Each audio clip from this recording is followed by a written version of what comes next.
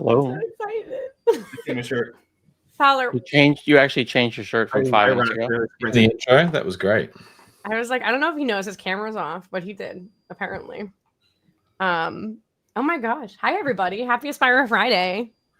We're coming in hot today. It's entirely my fault for once. It's not Damien or Fowler's fault.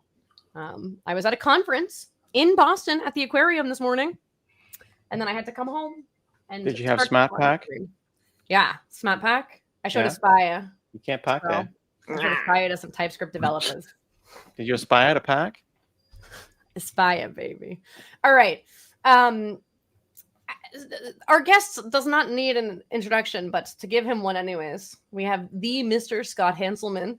Hello. MCU credit entry. Beyonce fan. Commodore 64 owner. TikTok influencer. All around nice guy. That's super cool, actually. Is that signed by Destiny's Child, actually? Yeah. That's wild. Oh my god. Oh my god. What? That's actually super cool. We had Gen Zers watching. They'd be like, "Who is that?" Yeah. They were like, "Why does that is that Beyonce's mom?" That Beyonce From a and very kids. lovely friend. Oh my god. Thanks for joining us after you were on.net Live last week with Pine and everybody. And everyone was like, you should really have Hanselman on AspiriFridays. And so we made it happen. Just like that. User feedback driven. It's Aspire if Fridays. AspiriFridays. It's You gotta slur a little bit. AspiriFridays. Aspire if Fridays. It's fluid. AspiriFridays. We I accept got it. many different pronunciations. That's It is true. fine. Bring a new one. Ooh. Yeah. And we are the Council of Aspirations, by the way. So welcome. You now get to present your work to the Not council. to aspire to, not to like aspirate and Correct. suck something into your luck and die. Correct. Yes. Very good. I'm glad you didn't call it Aspirate Fridays, because then it would be everyone dies. That is a legitimate package. The original like Kubernetes My support wife's for a nurse, Aspire. and somebody's always aspirating something. Yeah, the original Kubernetes support for Aspire was called Aspirate because Kubernetes 8. Yeah, that's different. That was Yeah. awesome. This Aspirate was amazing. Yeah. So, anyways, Hanselman, I don't even know which of your bajillion apps you want to Aspirify today. We're going to share your screen, and I will Okay. introduce you to the global network that is Hanselman International. Yes. Okay. So, Hanselnet? Does that count? The Hanselnet. So, the Hanselman.com is brochureware. It's a what's it called? A Razor page, and it runs on .NET 8, and it's basically the brochure. It sucks in the blog where I'm speaking and stuff like that. It's got my TED Talk.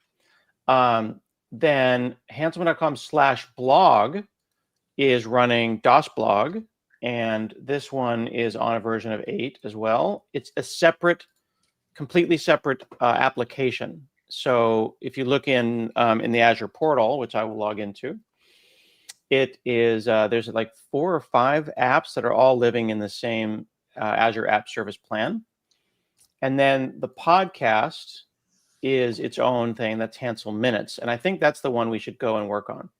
But they all live in front of an Azure front door. Nice.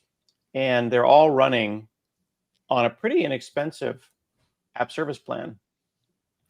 I've got 50% of the memory maxed out because I cache everything. The entire blog is held in memory. CPU is nice sawtooth. And if we look at the apps, I've got the brochureware, the blog, the podcast. Oh, this is actually a new site. That's an administration site for the podcast. And then Azure Friday. And they all run in one P0 V3. So the pricing for these 5 websites is $41 a month. Wow. Yeah. That's not too bad. Yeah, it's funny because I switched it off of an S1, Mm. which was $60 a month, and I doubled the memory. I went to 4 gigs instead of a gig and some change, and it's twice as fast. So P0 V3 is the move, y'all. It's fantastic. I think it's our default for app service now. It's so good. It's so good. I have So an one MSDN question. account, and I run the whole thing on my credit, which is about $100 and something a month. And we haven't used up my $150 this month. It's pretty awesome. I Do blew you through it all ever- 1 month with a Minecraft server. So just to highlight that price that you're showing there, I'm not sure that's the retail. That's an price. MSDN price, and I believe it's a pay ahead of time price. So that's a great Okay. point. I think it's like $60. That's the 1 year savings plan price. But I if think you it's buy it for a 42, year, 384. then you was that it? save like 20 or 30%. Yeah. So I think the pay as you go price is like $62 a month. Yeah. And then the It's still a annual deal. price, I At think, is $60 what you a do. month, it's still a Yeah. deal. Like I Yeah. can't tell you enough. Like think about this. I've got the memory is not even half used. I could probably fit another 3 or 4 sites on this. You And if should your do sites, the 3-year reserved plan and save more. yeah, I could. I absolutely could. Quite a lot more, actually. Yeah, I could run the whole thing. This whole thing used to run on a basic, on a B1, On Yeah. a but I basic. was really squished when it came to memory, and I didn't like the startup speed, so I switched. But to it was cheap. Like a V1. Oh, it's absolutely. It It was like bone cheap. $13 a month. Like it's very cheap. Yeah, it was nothing. Yeah. But the point I'm making is, Yeah. this here, regardless of the price across pay as you go Yeah, versus it's the if you go memory, to, right? if you go actually into app service pricing, you go down into the pricing table for that particular one. Here we go. Yeah. That's what I'm looking This at. is your savings across. So I would literally cut the price in half if I paid upfront for a couple of years. Right. Also, the region does affect the pricing too, because I was originally looking at Central The US region and it's affects quite a it, bit more and the expensive. currency affects it. Yeah. But it's quite Question. a bargain, I think, in my opinion, at any price. But I'm paying the 25% savings one. Are your rules all set up in AFD in the front door to route Yeah, to your many so that's sites? a great point. Yeah. So let's look at the Azure front door. So Azure front door, this is a great point also. And this is a thing that people don't realize. Let's talk about this. If we look at the Hanselman, it's podcast, this is the domain. Okay. That's not what I want, right? So if I hit that, I go here. So that's not good. Yeah. Right. So what I need to do, and I think this could be an opportunity for ASP.NET, because I haven't found a clean way to do this without writing a startup thing on your own. But if you hit this for my main site, you get a forbidden, because I put a thing in startup that said if it's not coming back from the host domain that I want. I wrote a middleware for this and I logged an issue. It's called preferred host middleware. Oh, really? Yes. So you're welcome to. I got the code in the issue on ASP.NET Core. You're I'll send the welcome. Copilot. Remind me It'll do it tomorrow like to super set up fast. preferred host for my websites. Okay, I added it. Cool. So yeah, I wrote like 2 lines to do that. It'll be nice to have middleware. So if we go back to AFD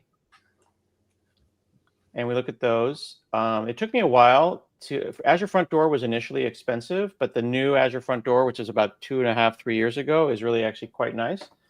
And I've recently been kind of going through, because I've been on app service for, 12 years. Yep. I've got this thing dialed in now. All my domains, I used to run my SSL certificates off of Let's Encrypt. Yep. And I had that sidecar kudu thing where I would go and have that. And then I had app service do it. But I really feel strongly about Apex domains. And I didn't like the way app service was managing Apex domains. And AFD does it really nicely. So I've got the Apex domain, or what's Can you called the naked explain domain. Apex domains to the audience? So this is a C name. So www is like foo.hanselman.com, staging.hanselman.com. That's a C name. An Apex domain is an undecorated or naked domain that has nothing in front of it, and that's an A record. And typically, when you get a cert, you get it for a C name, or you get a wildcard cert, which is star.whatever.com, which are kind of expensive. And wildcard certs used to cost like a couple $100, and they're not fun. And then with things like Let's Encrypt, you would have to give a list of all the C names and say, here's the 5 C names that I care about, and any more than that's too much. And they would treat the Apex ones poorly. But now in Azure Front Door, they treat it lovely. You just put it in and it works. So I've got my CDN, which is images.hanselman.com, which is actually a rewrite. You'll love that. I'll show you the hack for that. It's just a nightmare. But basically, it's a punch through cache. So if you hit images.hanselman.com and you ask for an image that's not in the cache, it goes looking in my blog content folder and then caches it. So everyone that hits the images on my blog, they're rewritten, even though they're stored locally, they're rewritten to a CDN. And then I've got certs automatically managed by AFD. And then if we look at the front door manager, there's the main site, which is the Hanselman.com. And then /blog has its own rules. And those rules are very simple. Blog and everything below. Apex and CNAME. And then the origin group is the blog. And then you remember this, actually, if we do, let's Google for Hanselman, what was it called? Path. Google with Bing. What was the thing called? Hanselman. It was Path. It was an ASP.NET thing. Right. We made it was a specific path thing that we based. There it is. 2019. Remember this? Oh, this was tearing me up 6 years ago. So when I did all this move, talking to Damien about this, remember? Yeah. So this whole thing was really challenging because that there is a artifact of being on IIS. Because when you put something in a folder and you said, that's an application, you right click in IIS, Internet Information Server, and you say, create application, by virtue of its physicality, meaning the physical structure on disk mapped to virtual URLs, you would end up with /blog. So the reason it's a /blog is just because it's history 20 years ago. But then when it really lives here, it loses the /blog. So then I had to go and do something like this. Yep. And then we ended up with use path base, which works great. And then allowed hosts is what I need to probably go and set up. So there's allowed hosts, and then I invented the idea of a preferred host specifically for these cases where either what you're doing here, you've got a site that's listening on multiple domains and one is the preferred one, and you want both to be allowed, but you want one to redirect to the other. Or the scenario I had was I had a site that changed domains. So like I had to physically move it, and I wanted the old one to still resolve, but I wanted it to redirect people to the new one. Yeah, so and I've been going back and forth, like what's the right thing? Should it 301 preferred host? Should it say no allowed host? Right. So I probably should tidy it up, but yeah. But that was from 2019, so that's good. But yeah, it's pretty dialed in right now. I imagine this was a pain to get working. Once you got it working, it's like set. Yeah. And you're like, it's glorious. Honestly, I'll tell you what the hardest part of my life is right now from running my my little business here, which is Azure DevOps. Not specifically Azure DevOps, which I think is a delight. I don't run these things. Azure Friday runs in GitHub Actions. Yeah. So I dark mode this. There we Thank go. you. You're welcome. So Azure Friday runs. Azure Friday is azurefriday.com. I need to update my theme. If anyone wants to volunteer to help update the theme, we have a new look and feel. We're going to reboot Azure Friday. These are all new episodes of Azure Friday. This is all held in memory. This app runs in GitHub Actions, but these apps are in Azure DevOps. And the hardest part is the service connections expiring. Yep. So I'll just be living my life, just chilling, just living life. And I'm like, I'm going to go on AspiriFridays tomorrow. I'll push a spelling check error to see if I can still build in front of the people.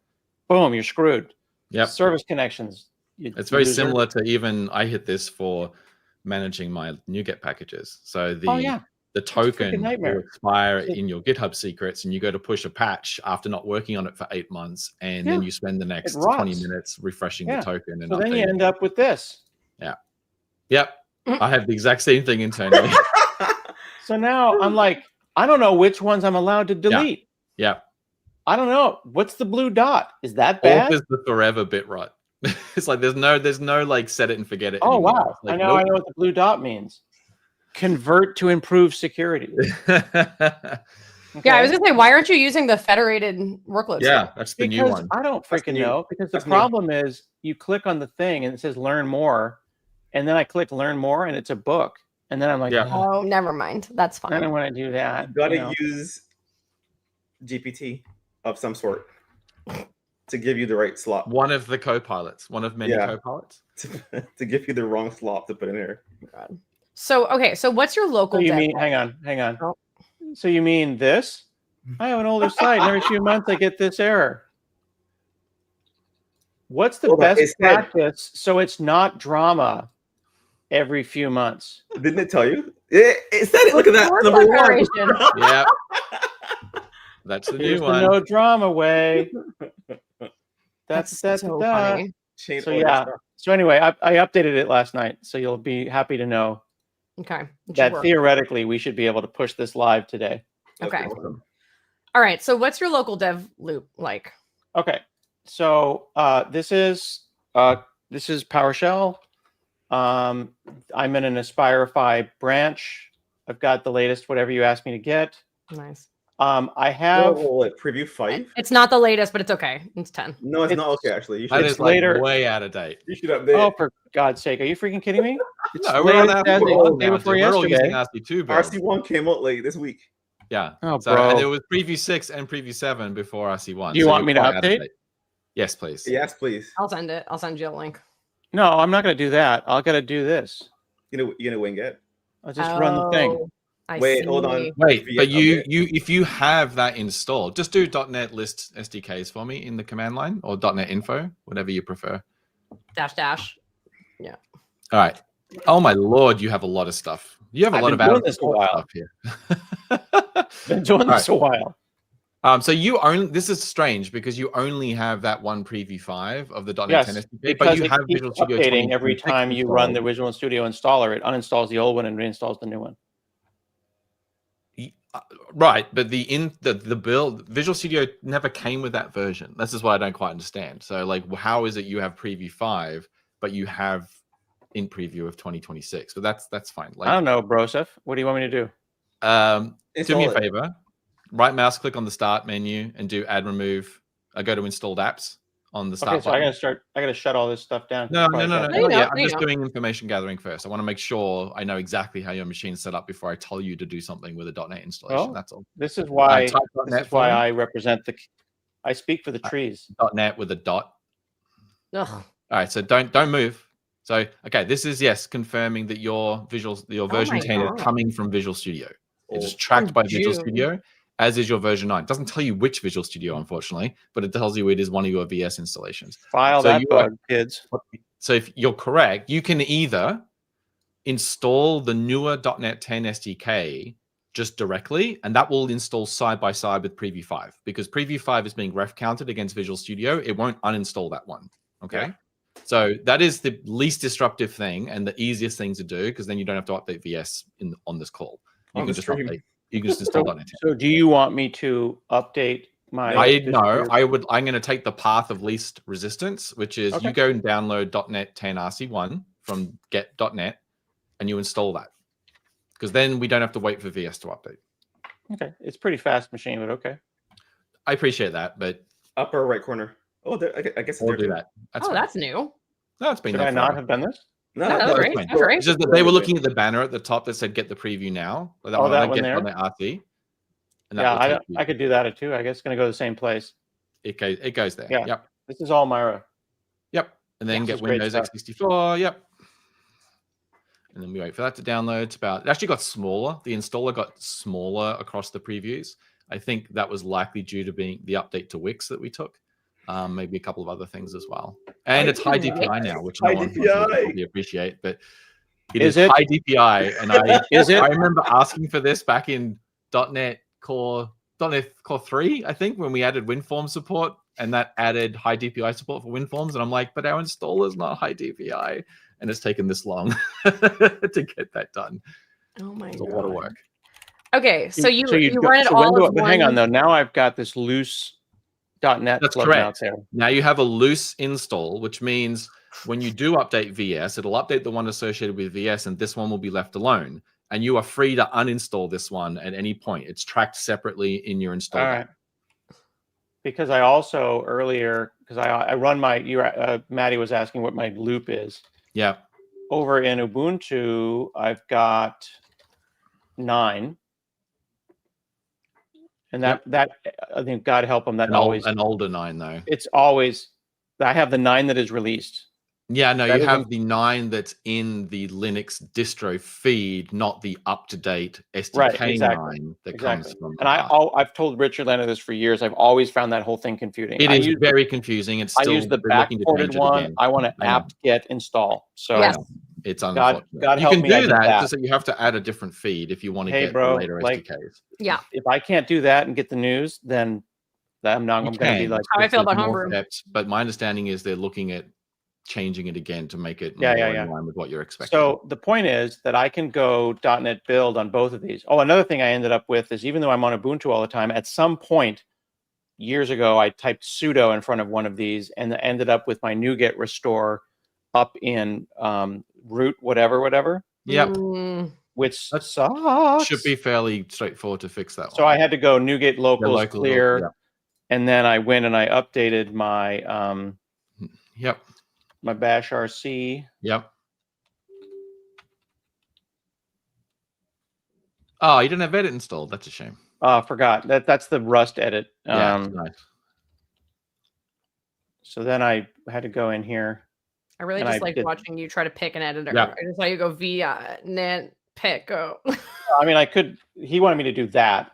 Yeah, Yeah, that's cool. I love edit. But Well, I actually the edit is nice, but Yedit is better.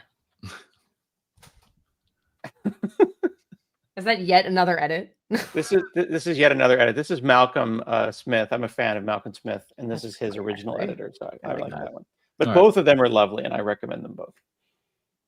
Ooh, I gotta file that bug. Palette just changed. Why did that happen?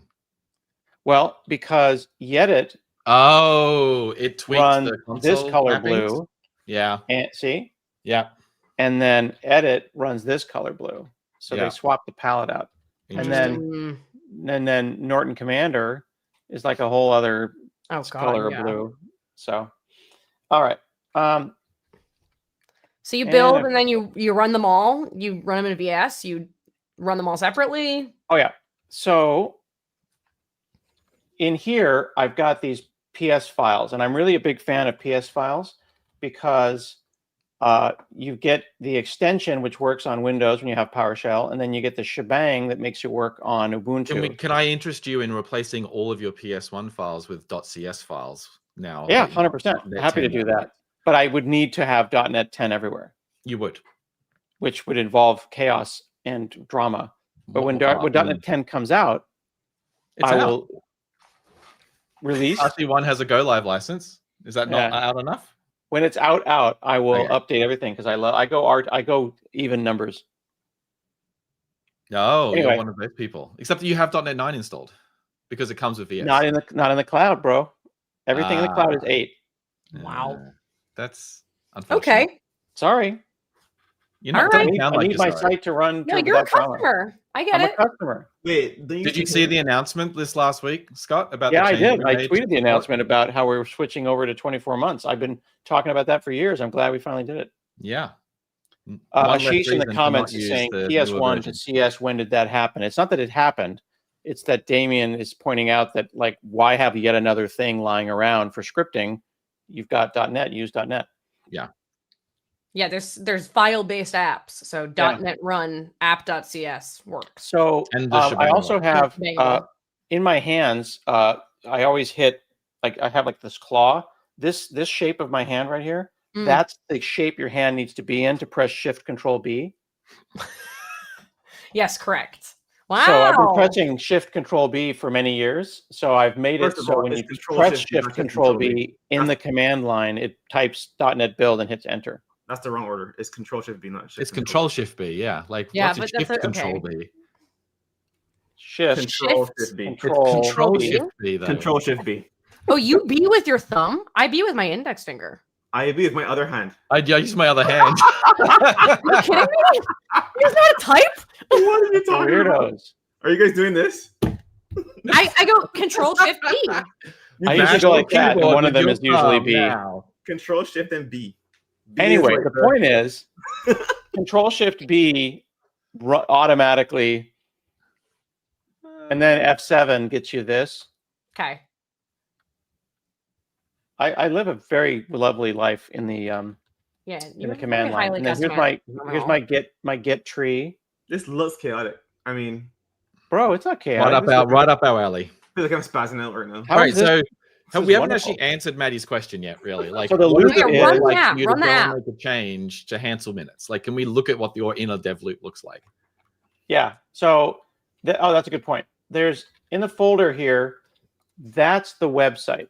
Yeah. It's not well named. Playwright tests, unit tests, vestigial upgrade from 1 to 2 of my database when I change my database.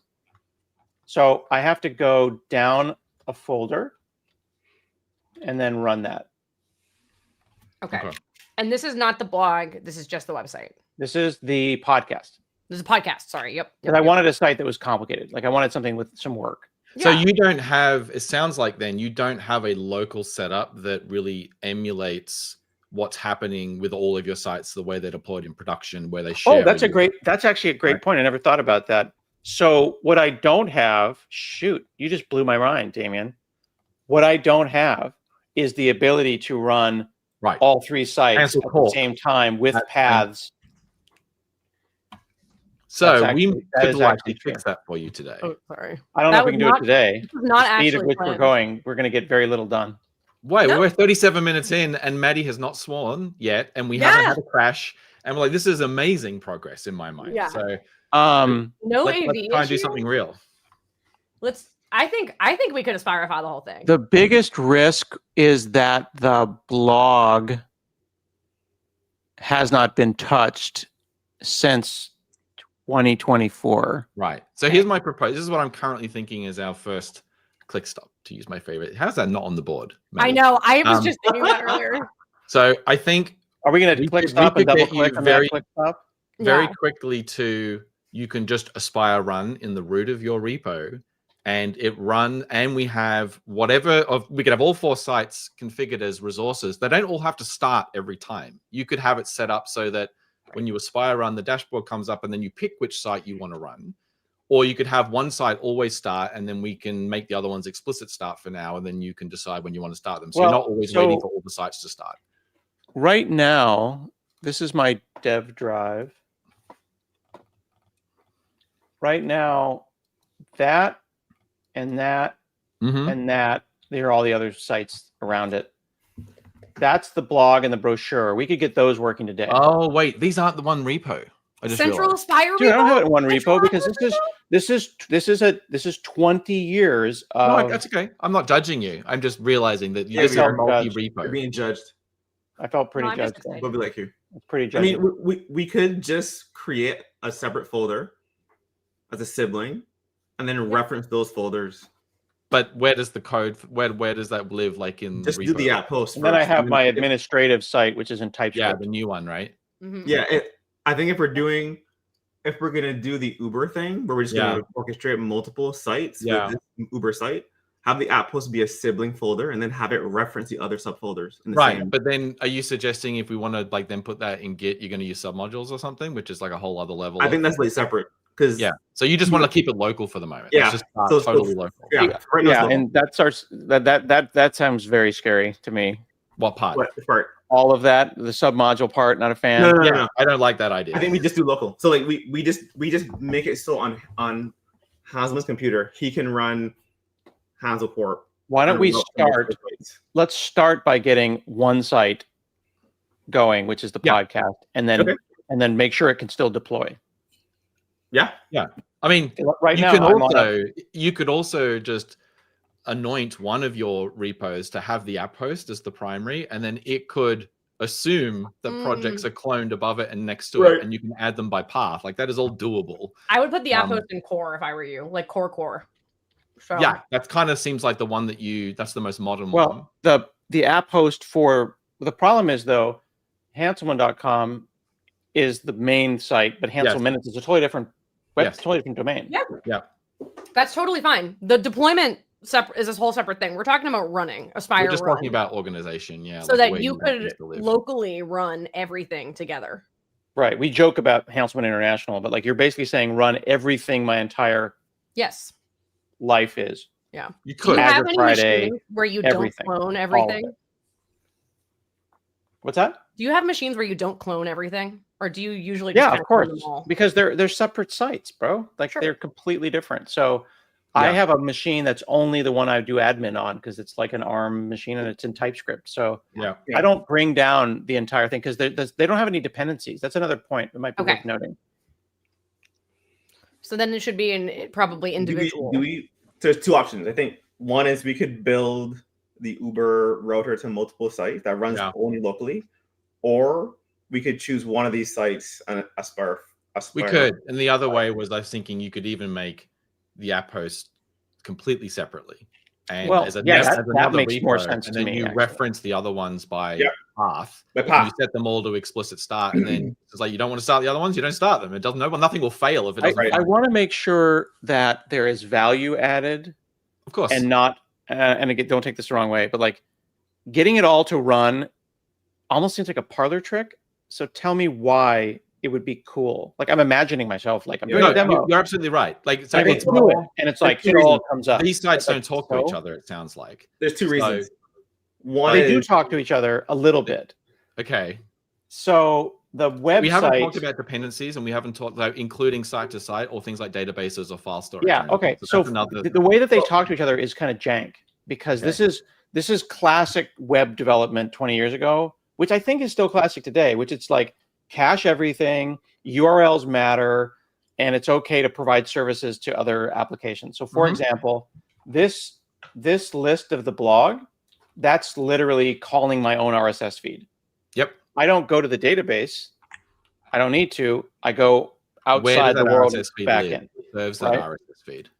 I think it's living in the blog somewhere. It's a service somewhere. Another example. Okay, so with that front page, what I'm hearing you say is that front landing page calls effectively an API in your blog site. As I recall, again, it's been a while. Okay. Another example is the podcast calls Simplecast, which is an API, a third-party API, and I'd like to see tracing of that. Yeah. But when it runs locally, I also have a saved-off version from a couple of hundred episodes ago that's for testing. So the tests are unit tests, but the Playwright tests are integration tests. And when you do local dev, do you sometimes work with local data, but other times you change it to use live data? Yeah, but it's like I literally, if I recall, I commented it out. It's one of those things where it's like it's super jank. Yeah. So let me pose to so we should choose one site and pour it and Aspire. Let's do the podcast. It has a third-party thing. It has a lot of caching. It's got it's the most interesting one, and I think that makes sense. It's the middle one. You can always decide to zoom out and bring in more stuff later. In 6 months, when we build apphost.add apphost, we'll have you back, and we'll do a multi-repo app host. Sure, but let me explain to you why it makes sense to kind of do the Uber thing in the long run. Right now, you are coupled to AFD in a really, really tight way. In theory, you could model your entire universe with a YARP reverse proxy, and then migrate anywhere. And then you can run the same. Yeah, that'd be great because I do have a weird I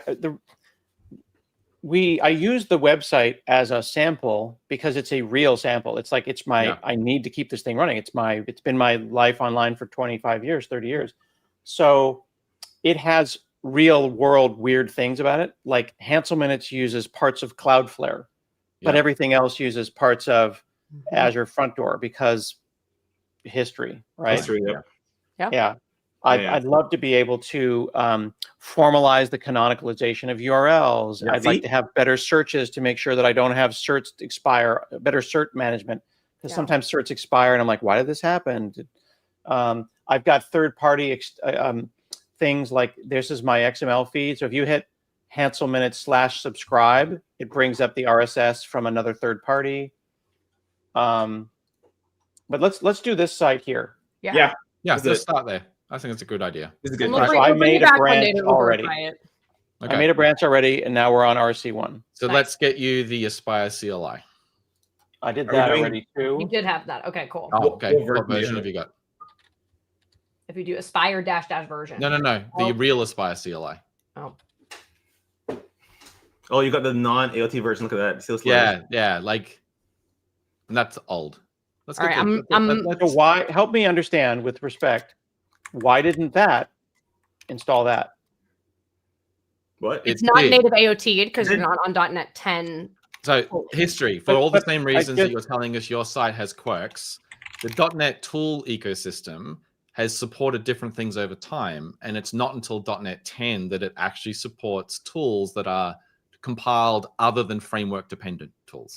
Okay, so Right, I know that. right. So we, before that, preemptively wanted to build an Aspire CLI experience that is not dependent on .NET being on the machine, not dependent on the .NET framework version you have installed, .NET runtime version. So we have a fully native AOT version of the Aspire CLI, which you acquire using scripts that are available at the moment on in our docs. And so we also have a very nice dog fooding experience and like channel experience, so that CLI, you can get the daily version very, very simply if you want to get new features or try things out. And so over time, we will work to unify them. So that it doesn't matter if you install it through .NET Tools or Brew or NPM or anywhere else that we want it to show up, it'll be the same thing. But as of the moment, we're just kind of in between space. So the part I don't understand is you're saying this is super old.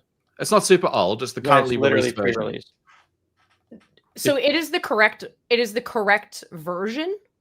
It is the wrong architecture, is the way you could think about it. It's not the self-contained one. Right, but does it matter for what we're going to do? It doesn't really, but just to answer your specific question, I think it's because the tools package we still mark as a pre-release package. We haven't actually GA'd it, if I understand correctly. Is that right? We did. Am I wrong to be then critical? it might just be the Experiencing pre-release doesn't pre-release doesn't mean install the pre-release. It means include pre-release versions when you look for the newest version available. And so that version of the package must still just be the newest one on NuGet.org. That seems like something someone should fix. No, Right. that makes sense.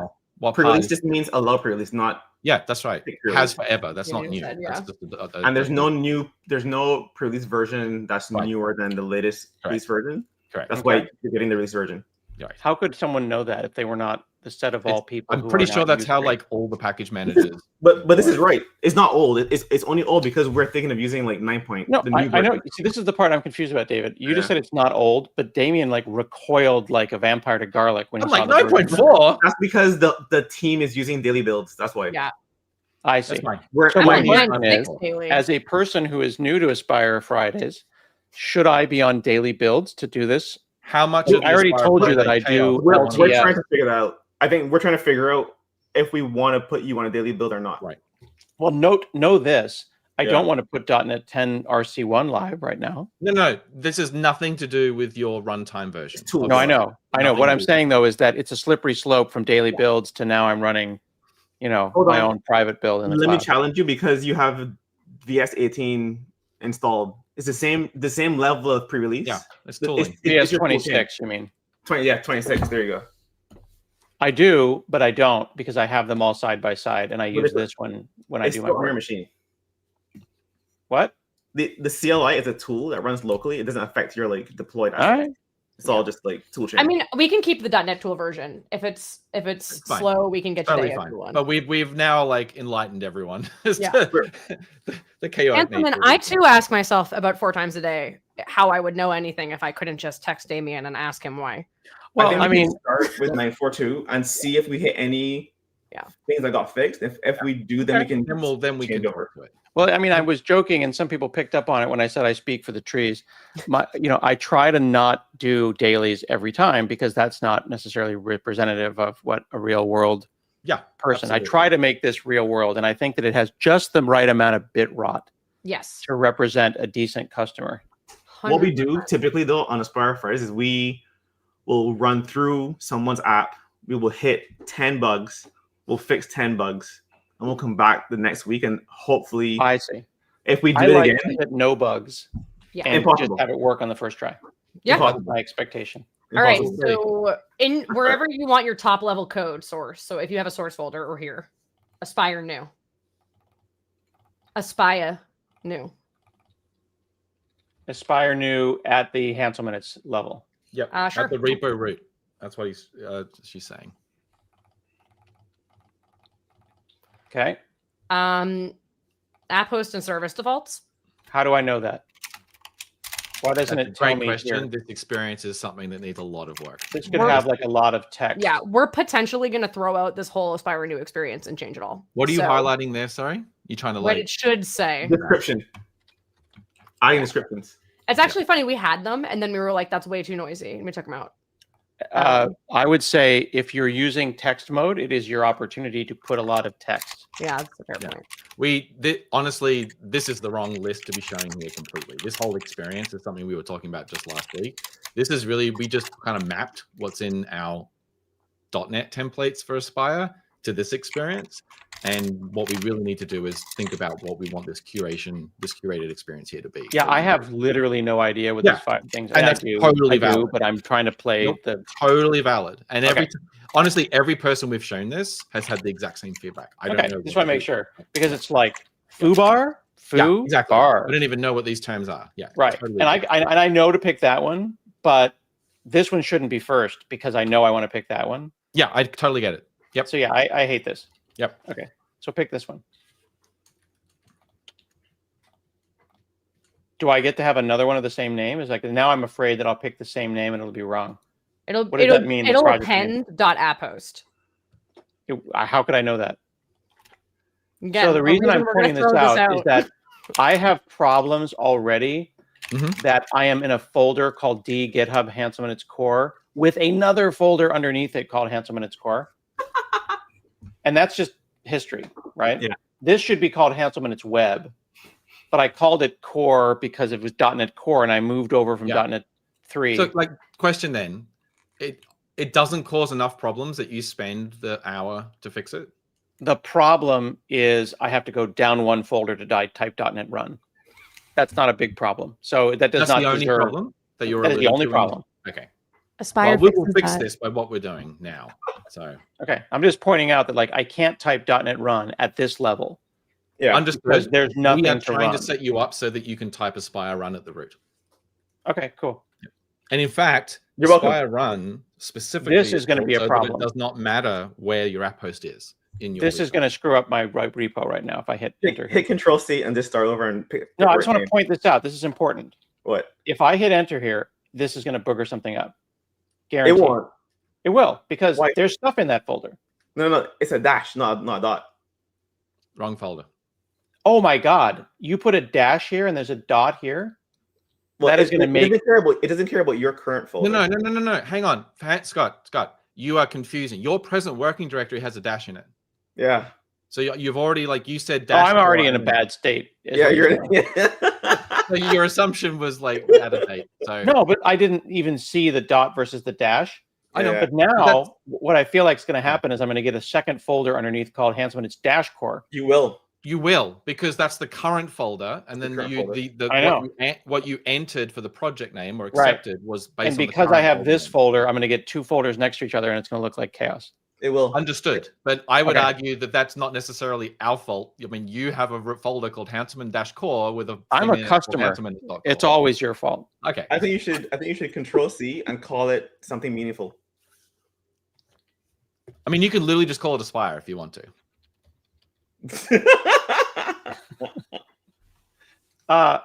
Call it app host. No, but then you're going to have another thing called app host, but that's fine. Where? What? Because to Maddie's point, because this is going to create two templates, 2 projects. Yeah. Right. What's and the one will be project? app host, and the other one is going to be app host service defaults.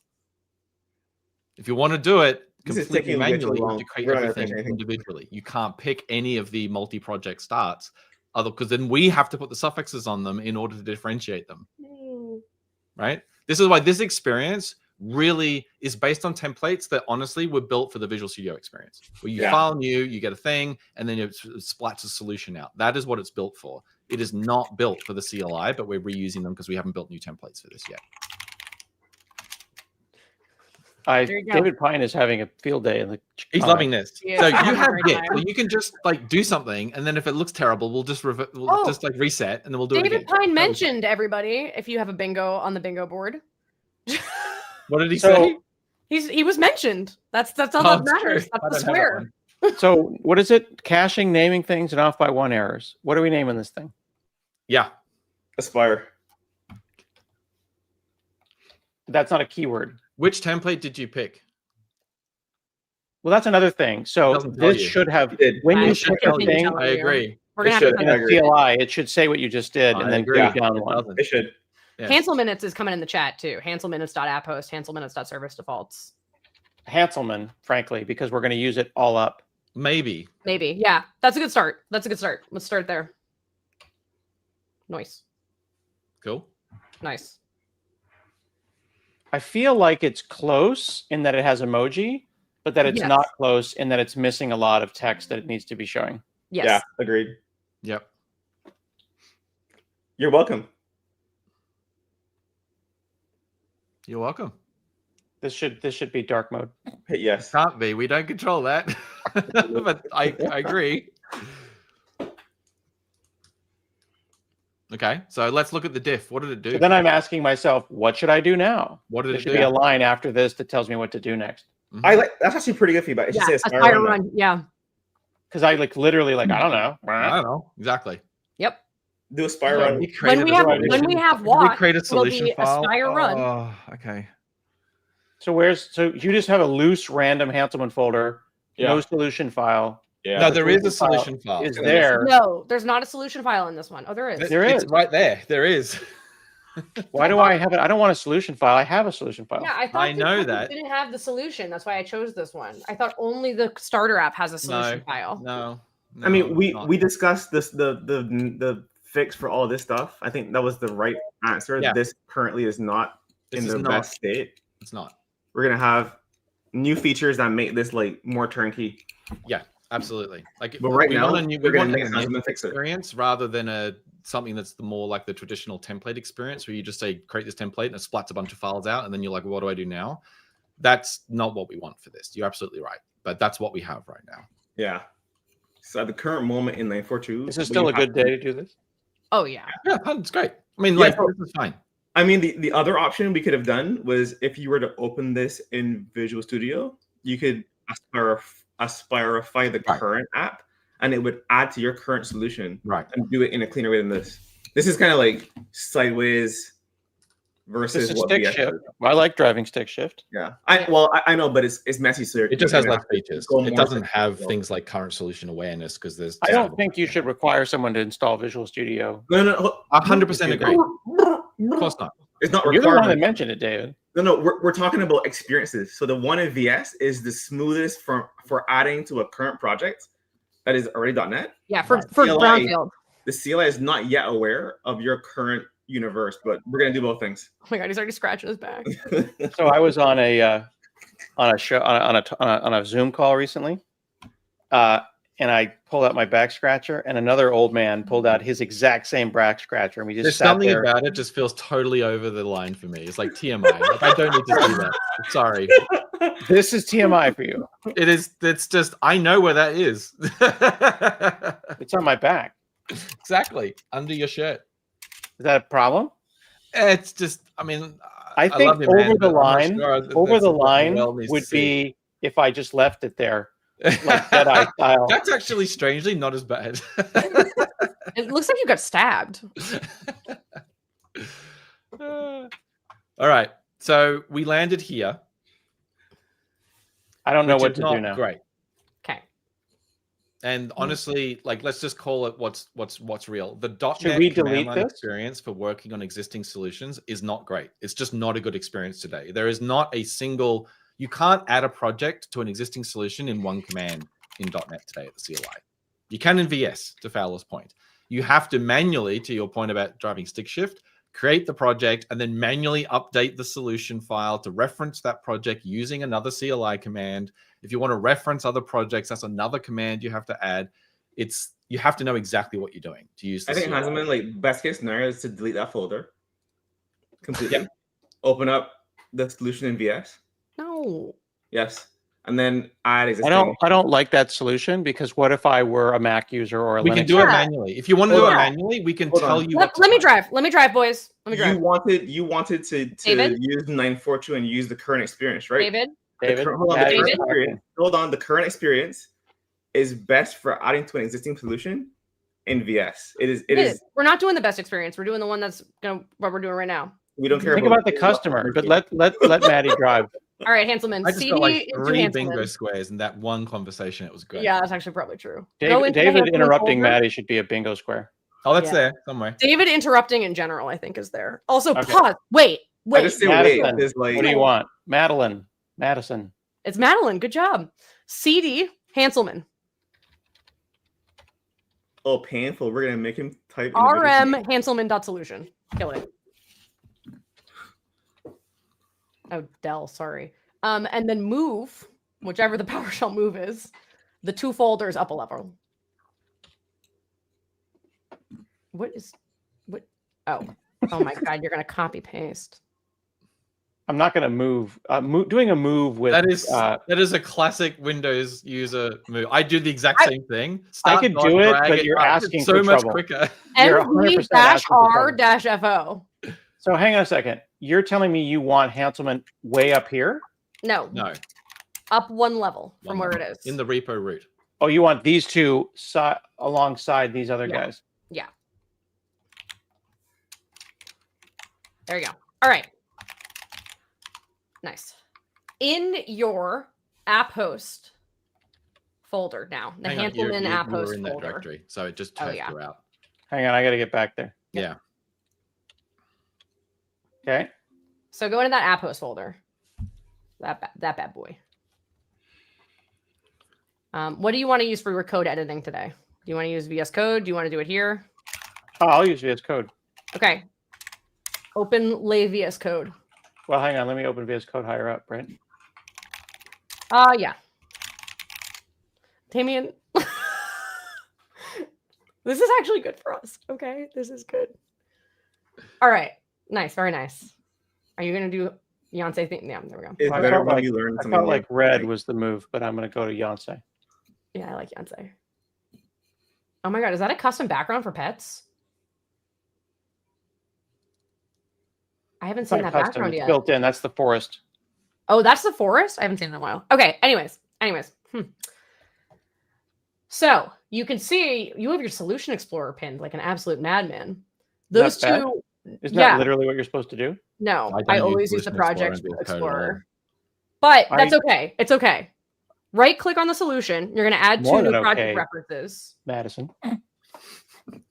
It's all right. Sorry. What do you want? Right click on the solution. Top. Yep. And then you're going to want to add 2 project references. For the 2 new projects we just created, the app host and the service defaults. Oh, I can't hit control and add them together. This is so painful. I can't even. Why is this painful? Hang on a second. Because he's like, if you had just done it in VS, it would have been done. Why is everyone being a hater about the Solution Explorer? That's literally the value of C# DevKit. No, don't say that. Take that back. My Lord. Do you know how much DevKit brings in that isn't Solution Explorer? It brings in a lot, including Solution Explorer. I close. This is a delight. I am a polyglot Shout developer. out to that team. Savages. Lean in. Be nice to those folks. They work very hard. I like Solution Explorer. No one here is not being nice to those folks. You were like, you pinned it? What we're saying, our opinions, is us not being nice. I'm simply saying I don't use Solution Explorer in VS Code.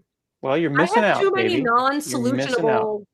Like I have too many apps that have multiple languages that don't all live in a solution for me to use Solution Explorer. This is literally the priorities that I have right now. Correct. I agree. No, I agree. Priority 1, priority 2. I literally, I caused a scene at this conference I was at earlier today. Like the #1 question in the chat from like they were doing live Discord Q&A, and it was what are the things in the VS Code? And I like replugged my laptop in to Cheers to show VS Code pets. I'm a little disappointed you had me open up VS Code and I couldn't have done all of this from the .NET CLI, which I could have. I thought that's what Maddie was going to make you do. Oh, no, I was going to look at how your VS Code was configured. I saw you had a Solution Explorer, so I said you can right click. That's you said there's a bingo board? Is that what's going on? Yes. Yeah. I would like one for blaming the guest. Yes, that's a good I want- one. That's I want very one good. Lando or Londo in the chat said we We need don't one for have blaming one. the guest. blaming Hanselman. You don't have to be here. You can blame me even though I'm not here, but it still doesn't One make of it the my other ones fault. that's coming in the next update is a critique of your editor and terminal theme. So, Oh yeah, dissing don't your worry. setup. That's what we Yeah. need to have. Totally. Okay. So now your solution knows of everything, right? And so if Okay. you were to open this in VS, it'll all work fine. But let's add the projects into the app host. So the app host project, there's two ways you can do it. There's a couple ways. One is you can just use the path. And so you can say, I don't need this to be an actual project in this solution. It can be a project from anywhere. The other thing is you can just add a project reference, like a good old .NET project reference. Okay. What is the benefits of one versus the other? You need to add the project reference because if you don't, it won't build the project. Yeah. Now. So today. when Maddie says there's a choice, one of them is the wrong choice. And one of them is the right choice. Why did Maddie say that? It's the right choice if you're gonna have things in your app host one day that aren't in this solution. Oh, so But that for doesn't- example, we could use my my administration site, Right. which is Yeah, in except TypeScript, it which wouldn't is not a work part of because this you're doesn't solution. work yet, though. Doesn't build. Yeah. But anyways, we'll do the project reference. So now you need to do the witchcraft of the Solution Explorer to add a project reference from the app host. Or command Why palette. wouldn't I just literally add the project reference? That's exactly command- what that's yeah. And that's witchcraft? Or command palette. Dude, it's right click, command palette. You're in VS Code, Okay. dude. You're like doing right clicks in the thing that's supposed to be keyboard centric. Yeah. Yeah. I can also do that. I'm trying to do be a that instead. presenter. The reason that we use our mouse, David, is that it provides context for people Jesus Lord. who are sitting on the toilet who can't see my hands. That's true. That's a great point. Okay. But they can see the command palette, right? Yeah. So pull it up. That's what he's been I mean, use your critical Add thinking reference. skills, David. Critical Add reference. thinking skills. Critical listening skills. You saying all we of can't them. use the command palette because it can't see our hands? David, you're killing I me, can man. kick you off this live stream right now. I am so confused. David wants things that he can't have. Sorry, David. Anyways, Just line 2 here. Line 2. Okay, line 2. Builder dot add project. There you go. With the brackets. Add project generic. Yep. And so you want to add whatever you just Hanselman core, whatever you called it. you have to say projects dot. It's in a Oh, different- sorry.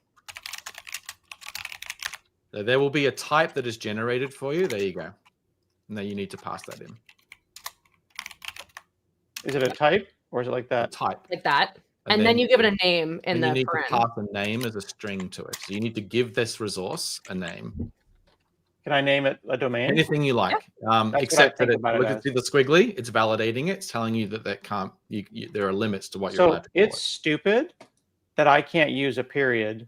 It's not. You will show actually. you where you can do that. So the reason you can't do that is because this name is projected into lots of places that are incredibly restrictive about what you're allowed to name things. And so rather than letting you type in something that's very liberal, that then when it maps to the next layer, it's not that name anymore, we chose to restrict it in here as well. Yeah. So I think that what you just said is super helpful. Yeah. If you had said that, All being right. restrictive API is doc. one thing, giving context is another. Yeah. What you just said is I great. hear you, but Resource name is invalid because it's going to be used later. It's a magic Like, string that's being used as nothing type tells me projection. why a domain name can't have characters in it, or why I can't put a space in an Azure resource name. Do you give that same feedback to like every single place that does similar things? I Like, am giving that feedback to you. okay, Okay, there will be the ones that do the heavy lift and no one change else. the spec, people. So what you just did there is you added an Aspire resource. And so that's what it is in the dashboard. That's how it's referenced in magic strings, etc. Okay. That So I'll you're just not call it what giving is. it. Yeah. So if you now Aspire run. Noise.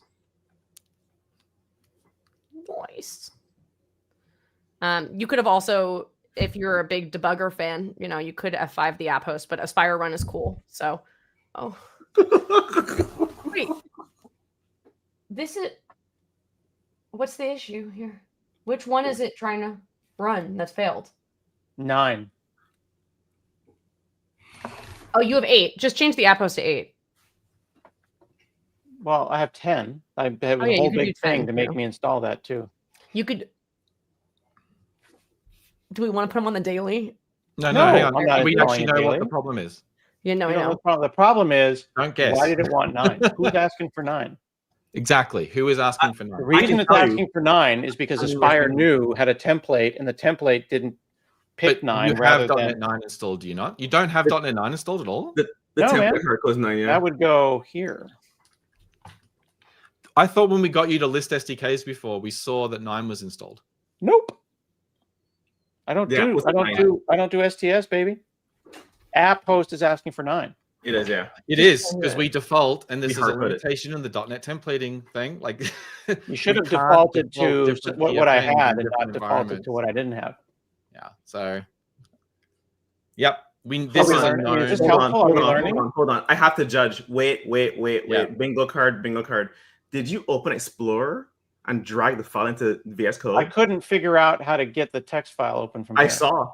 Open the file Explorer in VS Code and click on But the this is CLI. where Solution Explorer No. should let me open it directly because So- in VS, I can right click and say edit CS proj. VS, you can just double click it and edit I it. agree. But it isn't VS. Like Oh, this is double VS click it Code. works. The file should Double just click be it there. works.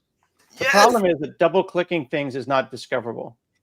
Okay. But you know what's better about double clicking? That we can see your mouse and your hands. These Wait. hands? Right? Catch me outside, David.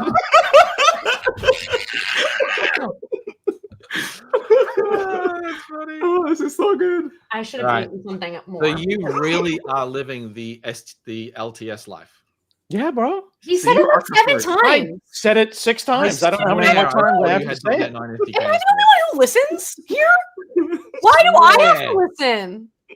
Type it for me. Show me the history. I swear. Did I dream it? No, You dreamed dude. it. I'm not going to go back and prove It it. was dude. in Why would I? It was Info for in me the again. WSL I'm that it showed you gaslighting 9. David by uninstalling .NET 9 when he's not looking. It was in the WSL. It was in the WSL terminal that he had 9. Hang on. Bear with me. Yeah, that's over No. here. Okay. Yes, you're right. Maddie is right, dude. So bear with me. You have Visual Studio Almost. 2022 installed, right? As well. Yeah. Does that not still come with .NET 9? Well, it's been installing for the last 20 minutes. I thought you said you already had it. Yeah, I did. It's updating. It's old. Dude, 2022, it comes with the one you pick. I think 9 is an option. No, it does not. 2022 does not. We update to the next. 2022 comes with 8. in the VS train. Yeah, runtime is different, and templates are different. That's a templating pack. Go to the. Bear with me. Give me 20 seconds. Right mouse click on your start button and do install and do apps again. Installed apps again. I'm gonna What have are like you trying to literally do, crash man? out. You're just trying to convince yourself .NET 9's on this machine. I'm trying to figure out if I gaslit myself. You did. 100%. Dude, Holy It's- hell! It's right there. It's right SDK is there. there. I knew No. it. okay, but it's not working though. Do a .NET -- list. It's right there. Sure. You literally have the 9.0 versions. Hold right on. But not of ASP.NET Core. 9 SDK, but not the actual. He has the 9 of He has the 9 21. SDK there. Scroll down to the runtimes. Hold on. Oh They're shit! there. No. I am not crazy. Oh my God, did your power just go out? apology. Did his power just go out? Damien, Your power just go out, man? I think he didn't have the Oh my God. Microsoft That's a new API one. Core app. What happened? Hanselman? Power went out, it looks like. He can't even hear us. Oh, you can't hear Can you hear us? He's texting. us? Power just went out at his house. How Oh, is we the can screen still still see going? you. How can we still see him? Yeah, well, he's got an UPS on his desktop, right? And his network gear is my guess. 50 minutes. Can you hear me? Yes, Yeah. we can hear you. Okay, I can't hear you because the power is out. Yeah. Okay, we can hear you. Only the one can't hear us. monitor is on, and the internet. Oh, I get to judge his UPS setup. This is great. Why are you laughing? I can't hear you guys. This is so No way to unbelievable. hear This is like you couldn't Hang on, let plan me this. try to change my output of my audio. You cannot plan this. I do like that we get to see what stuff he values to put on his UPS. It's the middle monitor. Can you his hear the network, beeping of the and- power supplies? And Mhm. the Altair at the back behind him with all the lights that are flashing. All right, now you're on my head. Can we Does it hear work? you? You can hear us? So the power went out the whole way. unbelievable. So when I have my power set up so that I've got 3 monitors, but the power supply is only 850 watts, so I run just this monitor. No. That's hilarious. That's And amazing. so why did you lose audio? Was it your speakers aren't plugged The in? speakers are plugged in. The speakers are big Logitech 5. Can I send you a decent UPS so you can power your whole desk? Well, I could go and get the The anchor. the anchor. battery with the rolly with the handle. Yeah, I could go get that. You could. No, you don't need to. As long as you're okay keeping going. We I'm can happy also your take you off- Altair No, is still I on. have to go get that because this thing won't run for another more than 15 minutes. No, so you let me can go get get the it. anchor. Look at it. Look All at right, it. I'll Run. pull you off. I'll pull you off for a bit. Well, yeah. Let's recap here. So we've created a blank app host, and Scott's power went out. Oh my lord. And we've had a crash course in like all the things that we know about that we don't like about our experience, including things in VS Code and stuff. But apparently we all have different opinions on. None of us can agree on what the Yeah. right thing is. I mean, I would can Can we slow it down? It's hard to keep up. So I think maybe the one thing we could talk about is the Yeah. fact that if you have an existing project, the experience from the command line is not there yet. This Yeah. is not there yet. It is absolutely not there yet. So you the can three of add us a had talked spire about if you this know exactly what you're doing. Yeah. Wednesday night. Yes. I don't know, earlier this week, because Yeah. we've been talking back and forth about like, should we do this thing like a knit? Should we lean into AI? Should we like wield things other way? Like, I don't know. And because most people, my assertion, that's a good Damien word. I assert that most people have created a project from a template and then are adding Aspire after the fact. Yeah. Like, I think most Yes. people are not going to do a brand new project starting with the app host. I think the So- other way to say it is there's 2 distinct scenarios. There's the I have nothing, I'm going to quickly get something up and running with Aspire and I want other stuff to come with it, which is very much a demo scenario more than anything. And then there's what you're saying, which is the more real scenario, which is, hey, I need to add Aspire to a thing. I'm going to get this new tool chain and I want to update my existing stuff so it works with that tool chain. Yeah. And we don't have a good experience for that at all yet. We just have not invested in it at all. Yep. We've We talked a have lot about one- the knit, migrate, all those things. So yeah. We have one in VS. So if you We open do. up big VS, you can say add existing project, migrate, and it does the right thing. It finds your solution file, adds projects to it, it even adds projects to the app host itself. Right. It even adds code, you mean? Yes, it adds Like code. literally adds lines of code to the app host. That's right. It generates, yeah. So the VS Code experience is fun, but yeah, it's a little. We had briefly had right click add Aspire in VS Code, and then we were like, this is stupid. We need to do it in the CLI instead of creating new logic to run in 3 different places.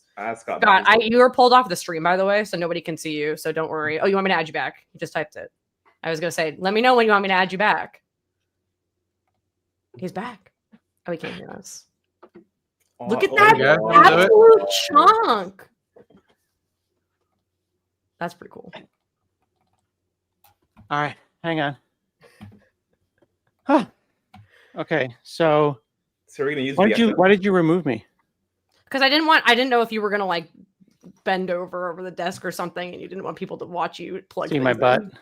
Yeah. So you saw the Really anchor, turn right? He's back scratcher. It's fine. That Now I line- need to. I'm gonna have to see. The internet's gonna go down because that UPS is gonna go down. Do you have another power pack like the Anchor one, or is that the only one you have? Not one that can run the entire Ubiquity. So I'm gonna tether my phone. Okay. we can let Fowler drive, and you can Skype in if you want. Oh man, that'd be more efficient. No, it would be more efficient for you. Nobody else would know what was happening, but you would be happy. Hey, but you know what I'll do? I will show my hands. No, it's all right. I'd be here. I'll do the explaining. This is like the Yeah. usual way we do our talks anyway. I don't want to see your hands, David. I see those all the time. Control. Hold on. Look, I'm about to hit. No, you used two. I'm about to hit the key on the keyboard. I can't believe you don't know how to type. So I'm about to hit Command Palette on VS Code. I'll pull Hanselman back off. He's on the phone, probably with his power provider. This is an open source repo, right? It might be. It is an open source repo. Like literally, you could clone this now and you could just reproduce it. Give me a second. Really? Yeah. Council minutes. Can we push to his CI? I don't know about that. No, he'll have to approve your PR. But I know. I'm just joking. what's it called? Hanselman Core? Hanselminutes.core, I think, or Can we clone his Hanselminutes business? dash core was the repo or the folder name that the I think repo it's was in. private. Yeah, it has to be private. What? I think I might have access to it.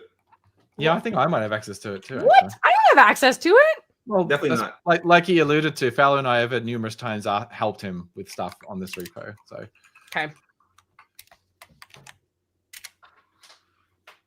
yeah, I have access to it. It's Hanselman, right? Yes, I got it now. Yeah, you got it too? Okay. Are you driving? I think. Hold on. I've got it. I've got it up right now. Okay, you clone then. Okay. You share. Wow, Demo Drive. Let me move all my monitors around. Scott, we're cloning your repo Stop. so that. Stop stop removing me from the. Okay, stream. sorry. I just don't want I don't know. I don't There's want. nothing to see, bro. Nothing to She's see. trying to protect you. What if someone comes in the room, like your wife or something, and you don't want? My wife is asleep because she worked at the hospital last night. Oh God, what a saint! And now she's. I'm switching to my phone, Okay. so I'm on personal hotspot if the Wi-Fi goes out. Okay. Okay. So This- you're ready to go The again? power is out in the entire neighborhood. My kid's coming home from school. Oh. The school is out. It's not my house. It's everything. Wow. This feels like a movie. I think the part that I need to get a little credit for is the fact that I'm still in here. I mean, it's kind of amazing. I feel like this is like a disaster movie, and like someone's gonna show up somewhere in your house and save you or something. No, what would make it a disaster movie is if you and I lose power now, or Maddie loses power on the East Coast, and then we were like, "Wait, Like Die Hard 7. All right, Hanselman. Damien share has my cloned screen again. Hansel Minutes. If you would no, like him to Hanselman drive. says he's back, so he can drive Okay. again." That's fine. I'm back until I'm not back. Okay. We'll take over when it's time. Push where we're at. Give that a little committee biddy. All right, I'm sharing my one screen that I have available. Amazing. And I'll switch us back to the other side. Okay. So, where were we? We now have it running. No, we don't because of .NET 9, but .NET 9 is there. Yeah, So we what were would- like, I was validating myself because you all told me it wasn't there, and I So knew why it. didn't it run then if he I has don't .NET know 9? because I think we let it scroll past. We didn't really read exactly what the issue was. So I think it said there was no ASP.NET framework. Okay. okay, so it failed on the shared framework specifically. I think so. So somehow he has the .NET 9 SDK, but he does not have the ASP.NET Core shared framework. Yeah, when he scrolled, I 9? saw the Windows. I saw Windows Desktop. I Me thought I too. saw didn't ASP.NET see Core as the well. He also had a lot of very old ones, which was odd because they don't show up in Oh, that install. ran that time. It runs now. Okay. Nice. And then you should be able to hit that URL. Look at that. URL. That's my friend. Did you try running it from the terminal last time or from VS Code terminal? VS It Code. failed in the terminal. VS Code terminal, right? Yeah. I wonder if It that's did. a reason for some reason. I don't know why that would be the reason, but okay. Is he Well, frozen? that's good. He is frozen, His camera's frozen. but his thing is working still. Yeah, your screen's working, Scott, but your face is frozen. Yeah. Oh, he might be flipping over. Oh yeah. We're in the flippy floppy. His phone. Yeah. Oh geez. And now he's Oh. lost. Oh. It's a great screenshot. Oh. Is it? Okay, so the power is out to the. You can get rid of my other me. Power is out for my network now, and now I'm Yep. tethered to my phone. Awesome. Okay, Damien. Out. Visual Studio was updating in the background, That's probably what was happening then. and I think .NET 9 was invisible for just a second because it was uninstalled. And then Something about saying don't update. That's what was happening. Yeah, but never mind. That's yeah, fine. and you may or may not have said don't do that. So All at right, some that point you probably may have explains said where whatever all the you do, phrases we whatever you do, Scott, don't update that. thought. That may have been said at some point. Yes. All right, we're good now. We're on the other side, I think. It's awesome. All right. My LED So- light apparently is also not on the UPS. First so- thing I'm noticing that I want you to verify, that URL is fishy to me because that port number is really high for an ASP.NET Core app. We do not set those port numbers by default for ASP.NET Core apps. So you might be hitting the launch settings, launch profile bug that Fowler fixed in 9.5. If you can show me your launch settings.json for your app, I would appreciate it, please. For Hanselman Core. For Hanselman, it's core. Hanselman Core. I'll be back. What does I'm your gonna launch see. settings look like? Ooh. Oh, okay. It That is the first time Awesome. I've ever seen that. So it's It fine. works. Yeah, that's weird, but okay. Is that bad? No, it's No. not bad. It's just odd. And it's the same ones configured for. Yeah, that's weird for WSL WSL. on that one, but that's fine. I mean, it doesn't- Why? Who set that? Like, how did that number get there? Someone did it. someone did it at some point. Our templates don't pick numbers that high. It's probably, I don't know. Yeah. I it's mean, who knows? interesting. We could go back and do some git blame We could probably and We do. can figure really out do when it. that got set. That's fine. Shared accountability. fine. We're fine with that. It's working. So I think the next thing is we wanted to get tracing working, which means we need to get OTel set up so that we can see traces and logs on the Aspire dashboard. Yeah, 'cause one while of the it's things that showing I'd like here to right see. now- Sorry, there's a delay. One of the things that I'd like to see would be the call out to Simplecast. So that'll be done via OTel and our Aspire service defaults. So if we add a reference from your Hanselman core project to the service defaults project that was added, and then we're going to add 2 lines of code, and that will light all of that up for you. You hope so. You hope this isn't like using the old startup pattern. We'll find out. Well, then I will hand it over to you, and you can do that 3-minute adjustment that you always do. That's not good. That's definitely not a bug. What did you try to do just now that caused? that I bug? mistakenly right-clicked on Add NuGet package Hmm. and hit something in CS Okay. in So yeah, we just want to add a project ref to service defaults. Right. Then you're going to go into the program CS of your website. I'm getting more weird errors now. Why did that fail? It doesn't like the service defaults. Could it be the target? Because it's framework? 9 and your 9? app is 8. So just change the so service defaults to you're going to 9. have to change the target framework of your service defaults to .NET 8 if your site is .NET 8. Can I just switch to 9? I mean, I don't know. You can. You can. No, just you're, switch to 9. you're not an SDS guy. I mean, yeah, you don't. All do right, that. so I can switch all these to 8. You can. I'm not going to Nope. dive down the rabbit Nope. hole. There's a whole Pause. bunch of things, but what? Man? How bad is it that I want to be on 8? It's fine. I was going to say, Okay. you don't have to change your app host. So the app host only references out. It doesn't right. get referenced. That's right. We're not changing the app host. We're So just the app host changing. can stay. The app host stays on. Okay, so 9. the app host is on 9. It was, but you just changed it to 8. Yeah. it Well, can but my stay on 9. build server will probably flail as well if it doesn't have 9 to build. Okay. Well, it depends on what your build script is set to on your build server with regards to what version of the .NET. I think SDK I think it is fair to assume that most people don't do mixed version builds. unless you're building libraries. You would be surprised. So the reason I say you might be surprised, Visual Studio, as you saw, installs the latest SDK. Doesn't matter if you use the LTS version of the runtime. Visual But Studio build servers installs don't the- usually install Visual Studio, right? No, well, they do actually. If you're a Windows one, almost all of them have Visual Studio installed. Yeah, I build on Um, Linux. If you're on Linux, then typically you'll use the acquire.net or get.net or install.net SDK task.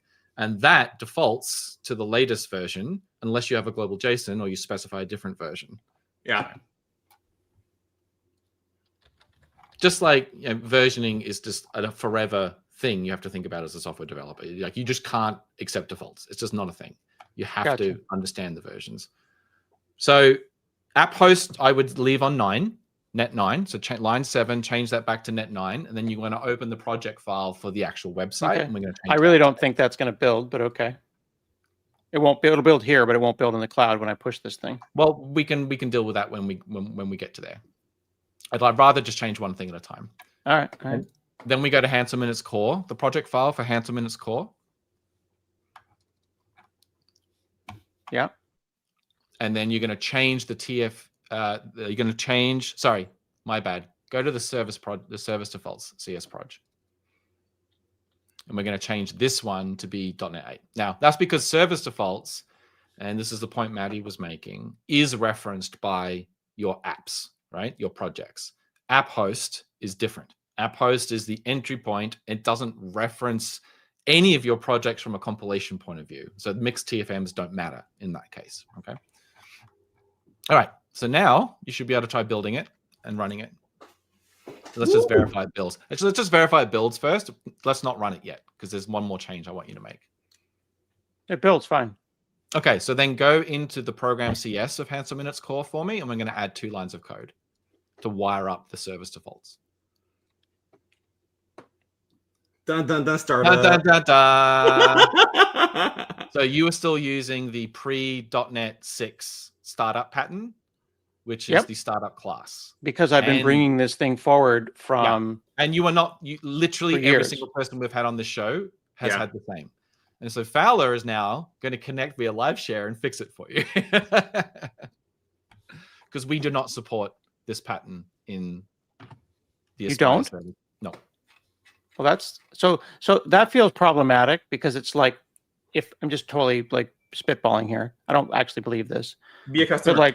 But like, why should I? You should support that. You're going to make me change. Like, the whole point of Aspirifying something is minimal changes, and I so far have changed nothing until now. I'm changing service defaults, and now you've got me changing startup and program. Understood. And it is simply sometimes you have to change stuff to get the benefit of new stuff. No, but like the whole yes, but the whole point was like there was so much statements made that you can Aspirify stuff without making changes, and here we are. You can, but you can't get all the benefits all the time. Okay. From new So things. what do you want me to do We with this here? assume a minimum level of modernization with Aspire because it's young, so we don't have the history. So we made some quote opinions that we're not going to support things like IIS or this builder pattern. Like we said, we're going to start fresh. We're not going to bring the legacy up, which makes it difficult for people who have been updating their code for 20 years.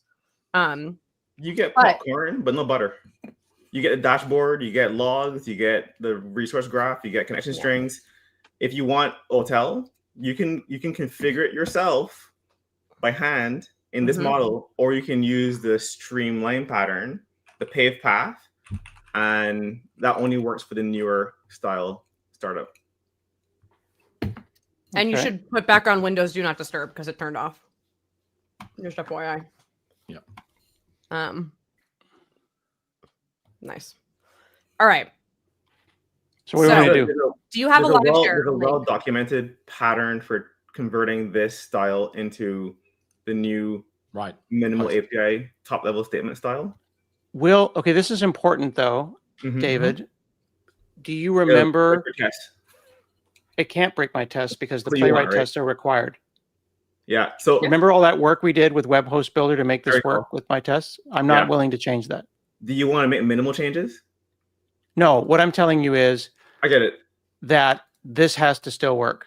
Yeah. Do you want to make minimal changes to your current app just to make it like as little footprint as possible? I don't know. That's like a loaded question. Yes, everyone would want to make minimal changes. So what I'm saying is this needs to still work as a company requirement. No, but does it need to still work with no changes to this? Or if there's a couple of small changes, but then we're going to spend a half an hour trying to get playwright tests working with Web Application Test Builder Factory. Okay, fair. So to reduce the risk to a minimum. Like we have only 25 minutes left in the stream, and we've done nothing. No, but so we took the longest time doing the first part. The other parts are actually pretty easy. Okay, so let's do it. I mean, we're on a branch. That's the whole point, right? If you want to be as minimal as possible, going to the service defaults project extensions. Yeah. And you can do surgery here. So all the extensions are top level on iHost Application Builder. Well, but if I do this, then am I going to be in trouble later? Yes.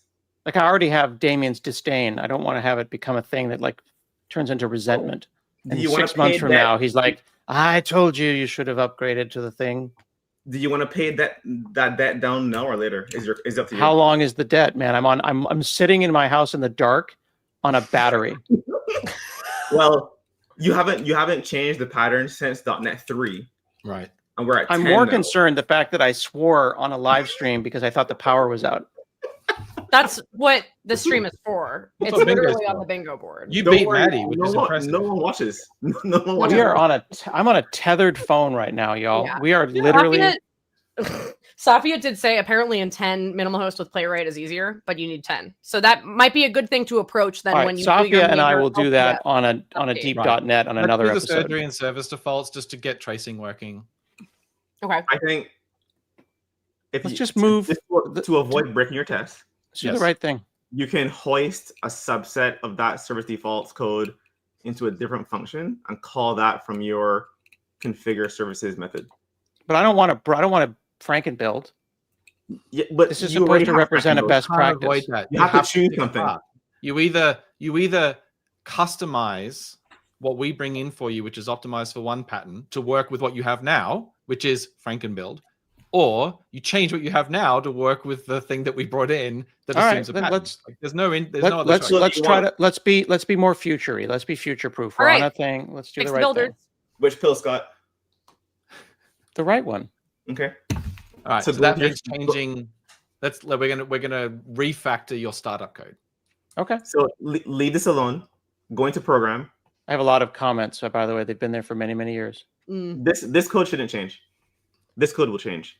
So comment out line 18 will be as minimal as possible. And now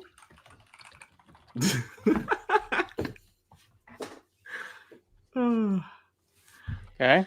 add a web application .create builder. Default builder or builder? That is made up by Copilot. Do you have IntelliSense? It's not IntelliSense. That's not IntelliSense. That's what is this? Just being chill? Is this making The stuff up? Is ABC this not- Yeah.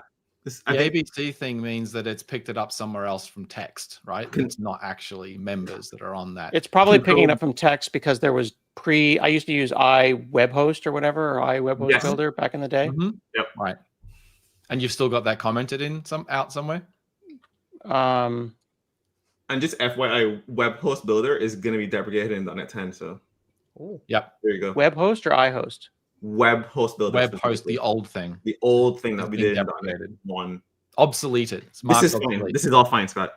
You're all good here. Okay. So you want So- create builder. Yeah. Make sure this resolves and you get actual IntelliSense. Is that working?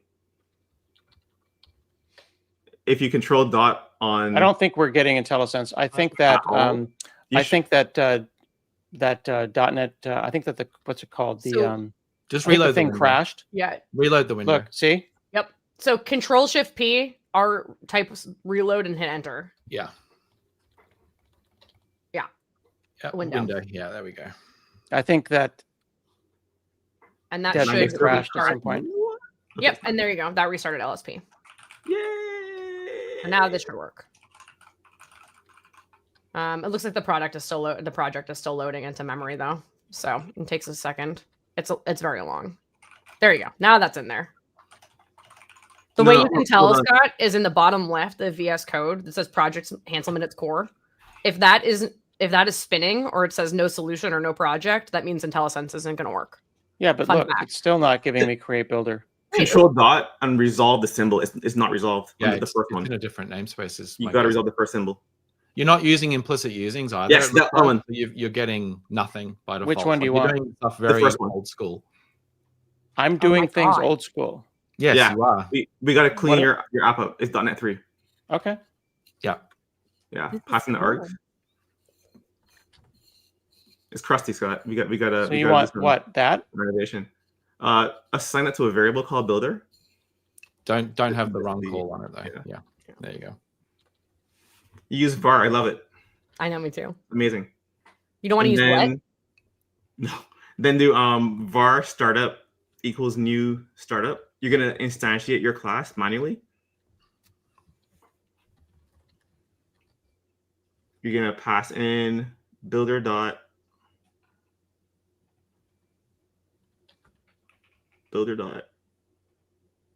environment. What? Yep. And then you're gonna call. Look at that. Yep. Wow. Hit tab. Wow. That doesn't And look then right though. configure probably takes more than one argument. Yeah, So pass takes in the app config as well. Builder.configuration is the second argument to start or up app the configure. configuration. Oh, app.configuration. My bad. I mean, both work. I mean, they're both the same object, but it's fine. I don't know why it didn't dig it out itself. Yeah. It was It kind of was smart. Law of Demeter, probably. Yeah. So this is the Okay. typical pattern we recommend for the migration from Yeah. old to new to make it minimal. And then in here you can just call add service defaults. That is how you wire up the Before under this. builder. Yeah. So I would do it On Add line service 22. default on who? on the on- builder. On line 22, you would do it in between before startup. Oh, After the builder. After you've created the startup Yep. class, Right there. after you've created that, you're going to call on your builder. You're going to say builder.services. No. I'll just add service defaults. Yeah, sorry. just add Builder service dot Add defaults. service defaults. Not on services. Yeah. Not on services. I don't know. It's like misspoke. Damien doesn't even know. what And he then wrote. before line 27, you're going to add a blank line before line 27, and you're going to say app.map default endpoints. Right. There you go. And so And that is those are the pulling two in. lines that we wanted you to add, but we had to add all the other lines so you could add those two lines. So this basically, what this is doing, this is the code change that you make to your app code if you want open telemetry and resiliency and stuff. If you already have it built, you don't need to do this. If you want to do fancy service discovery with Aspire, you need to add one of these things. But so this I is had to do all the basically- bar stuff in order to pull these out, in order to pop these little add. I had to get You're builder out there, and adapting I had the to old get pattern to the new app one. out there. That's right. Okay. So So- how off in the weeds am I with this? Actually You're not. Not in the weeds. It's not, The this is change just how fixing you the adapt them. host is pretty much like everyone we've seen who has an app that didn't start after .NET 8 shipped. It's gonna break your test though. So We'll, after this, we'll fix that in a then- sec. Yeah. then you can correct. So Aspire Good. run. Aspire run. Sorry. Aspire. People you're are fine. texting and kids are freaking out and the power's Yeah. out. If so- you Scott, again, if you want to go. No, I want credit for He wants to continuing finish. this wants to while land the on a plane. That's battery. true. He wants to be able to be like, I am a martyr. This is literally why I got this anchor, and this is literally why I got the double internet at the house. And Yeah. it's also good because Damien and I have been talking about like how long we can run these houses without power.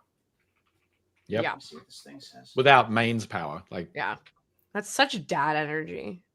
I'm just like, oh man, the power's out. Yeah, Can't work. it says I Sorry. can run this computer for 6 more hours Wow. That's pretty good.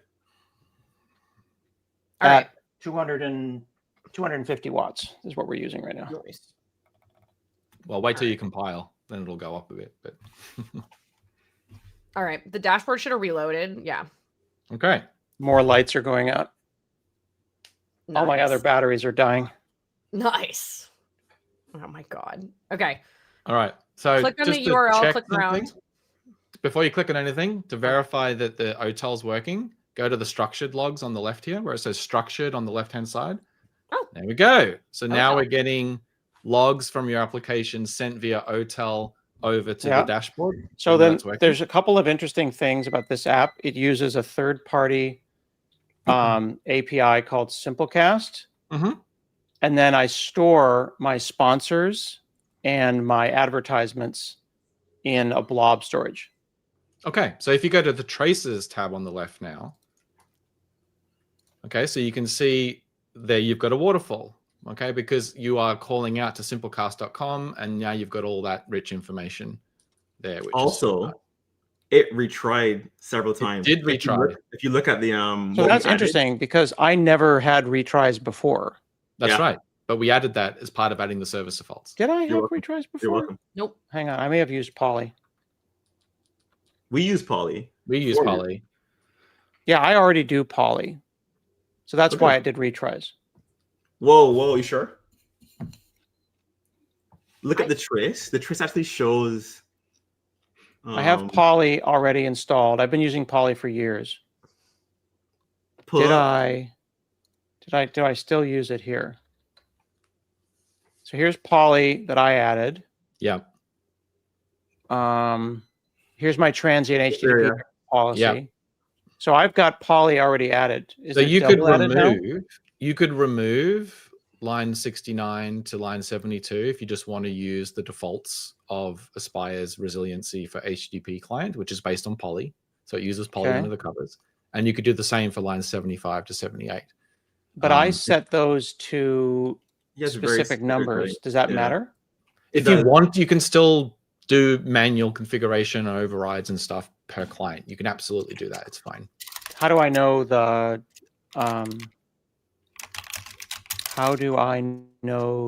numbers for handled events and number of duration of break? What do you mean? How do you know them? What the defaults are? Like those are the numbers I set because reasons. Right. How do I know yours? You read our docs to find the defaults. Or you open the. Does it output the result? Does it output the defaults in the logs? If it does a retry and it's using our default policy, you'll get the standard poly logging that tells you what the policy is applied and the details associated with that policy. So this goes away. Not all of it. Not all of it. You still have to add your type client, right? But the actual configuration of that client to use Poly, that will happen automatically because we have a default configuration for all HTTP clients that gets applied using the HTTP resiliency package versus the HTTP Poly package, which is what you're using currently. And the HTTP resiliency package depends on Poly under the covers. So there's an extra layer of indirection and defaults and things that get added there. Okay. So this is kind of like most people don't have Poly. They would have just picked it up for free. Right. So there's really no... Now, when you notice that I'm using Poly, are you also lining up and doing it again? Yes. No, it doesn't know about your Poly. It just adds it to all default HTTP clients. So it adds it to all. So because you're already using HTTP Client Factory, they compose, right? And so the Client Factory now has multiple configure things going on. But I don't think, because we're using the resilience layer above Poly in the factory, you'll end up, that'll be running side by side with your Poly stuff. Those don't compose together. So I'll get double. Yeah, you would be getting double, yes. You will get versus double. You can extra use resilient. Yeah, right. So versus if you use the resilient HTTP resiliency features, you can get defaults and then edit those defaults or override them for your specific type client. Okay. And this was all work that was done in .NET 8. Okay, I'm trying to build it again. Is it running already? You don't have to build before I shut it down. Run. You don't? We could show a cool feature. It seems to be stuck building. Yeah, just control C it and then Aspire run it. It's probably because things are locked by Aspire run somewhere. I thought too. No, Aspire run got ended. I stopped Aspire run and it's just hung. It's resilient. So what's funny is you're going to get immediate value from telemetry. The telemetry is adding the main value right now. I had Poly already. For now. You said you use storage? Oh my God, did Damien's power just go out? Or is he just going to the bathroom? Because that would be crazy. When Scott wrote task kill, it killed Damien. No, when I did task kill, I killed the C# dev kit too. I know you did. Oh, that's funny. And Damien's machine, apparently his camera. Oh, no. It's bathroom break. It's bathroom break. You task kill his camera. Double bathroom break on bingo today. Very exciting. So Scott, you said you use storage? Oop, hang on. One of my kids is calling. Oh, okay. Hello? Sounds important. Wow. We got pretty. I mean, we got it running. The hardest part was adding the project, but actually making this work wasn't so bad. No, I mean, I think we literally need people. We need a bot that's you updating people's builder patterns. I could be the agent. Yeah, exactly. Okay. Fowler pilot, Fowler LLM. So I think he said he uses storage. So one thing we could do maybe before we end is use the emulator locally, and then he'll get telemetry and resiliency, and that should all work. Here's the problem. So Scott's like doing a lot of the .NET Conf keynote. After this, he's going to kick all of the Aspire stuff out. Yeah, for sure. It's in a branch. It's all fine. Yeah. No, he's going to say to us, he goes, I don't want to touch this. I don't want to talk about this at my precious conference. Get it away from me. No, I think the point is it's always a good value to learn about that people have very diverse systems. Yes. And in this particular case here, you know, there's no way to like all the different reasons that my system is like this are history and growing pains and life and things happen and hacks and you know, it's what it is. It's totally normal and fine. This is not unique, by the way. I mean, every guest we've had has had like a thing that's like, I'm not sure. I haven't run this script in like 5 years, so I'm not sure if it still works, kind of thing. So, what about cores and these things here? Do I need to tell Aspire about any of these backends? Not yet. You haven't done anything where you're trying to like who calls this backend? The front end in this case. You don't have the front end running. It's Core's policy. Yeah. No, so this is all fine. Do you make any more outbound calls to any other kinds of services from this app? The outbound calls that I make are to the CDN. Yep. From the back end. Let's see. Okay, let's hit this and see. So right now it's making a call to Simplecasts, which takes about 9 seconds. Pull up and then it calls deeper traces. Yeah, there you go. So Simplecast has to be doing paging.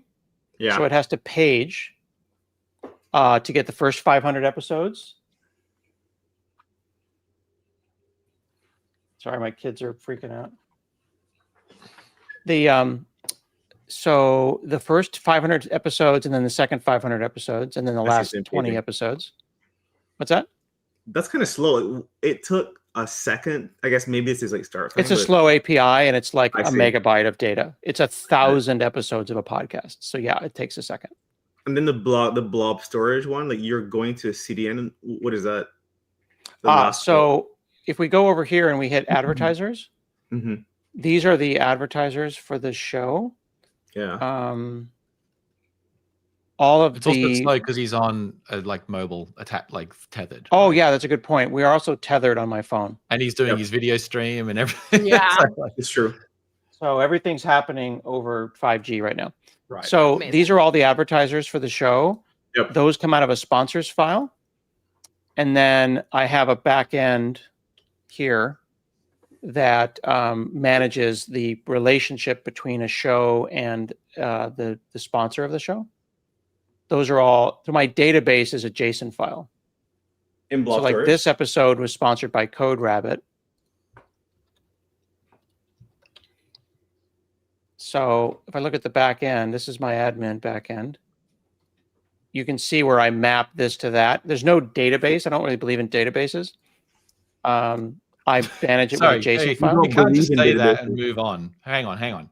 I don't really believe in databases. Like it's something that people have faith in. I don't literally mean that. What I'm saying is that there are 89 sponsors and sponsors change rarely. They change, once or twice a year. Okay. I could have a table and then the mapping of a show to a sponsor could be like, it could be a little database. I prefer in this case with a database a data storage area that does not change often. It is easier to cache it and store it as JSON. Totally agree. Okay, so you're saying it's overkill basically for this. It's overkill. Scenario. So here's my sponsors, for example. It's like that's such a basic data structure. Put it in an opaque database. Let me rephrase. When a text file can be used rather than a database, I will usually go for a text file. And you don't need to query this or anything. Even if there were 2,000 episodes, it would still be 50K. You know what I mean? It's just nothing. Keep in mind that that's a philosophy that has worked for me since my banking years. Like what can be stored basically and what can be cached as aggressively as possible. So like the blog that Mark Downey and I do is stores everything in XML. Yeah. 22 years of blogging is 300 megs. Yeah. Yeah. To Safia's point, document databases. Except here's the thing, doing a enumeration of files on disk is a database call. It's select star from shows. Right. It works well when it's like single user. Yeah. That's a great point. So it's funny that you mentioned that. Just as a small aside, if I were to make changes, for example, on an episode, I would load in, this is my admin. Let's say that we added a sponsor for episode 114. Yep. And we say, this is a new sponsor, and then we're going to change the order. So now I have these sponsors in this order. If I then hit save, it's still local. I haven't committed that to the cloud. So there's a locking mechanism to indicate that I'm the one that is going to then push that. See, data refresh skip due to unsafe changes. So we have not yet pushed that change to the cloud. So this looks vibe coded. If you're running a system with a couple of hundred users and you only edit it once a week, why bother? But yeah, at some point I'd upgrade to SQLite. Maddie made a face. Did you vibe code this? Yeah. I know. It's hot, isn't it? It is pretty hot. You know it's hot, or you know it's vibe coded? I was like, did he? Well, I could tell because it's a lot of effort put in for the admin site. Dude, it looks good. Yeah, really check good. this out. It looks amazing. So check it out. Like, let's grab a guest. See on the right-hand side?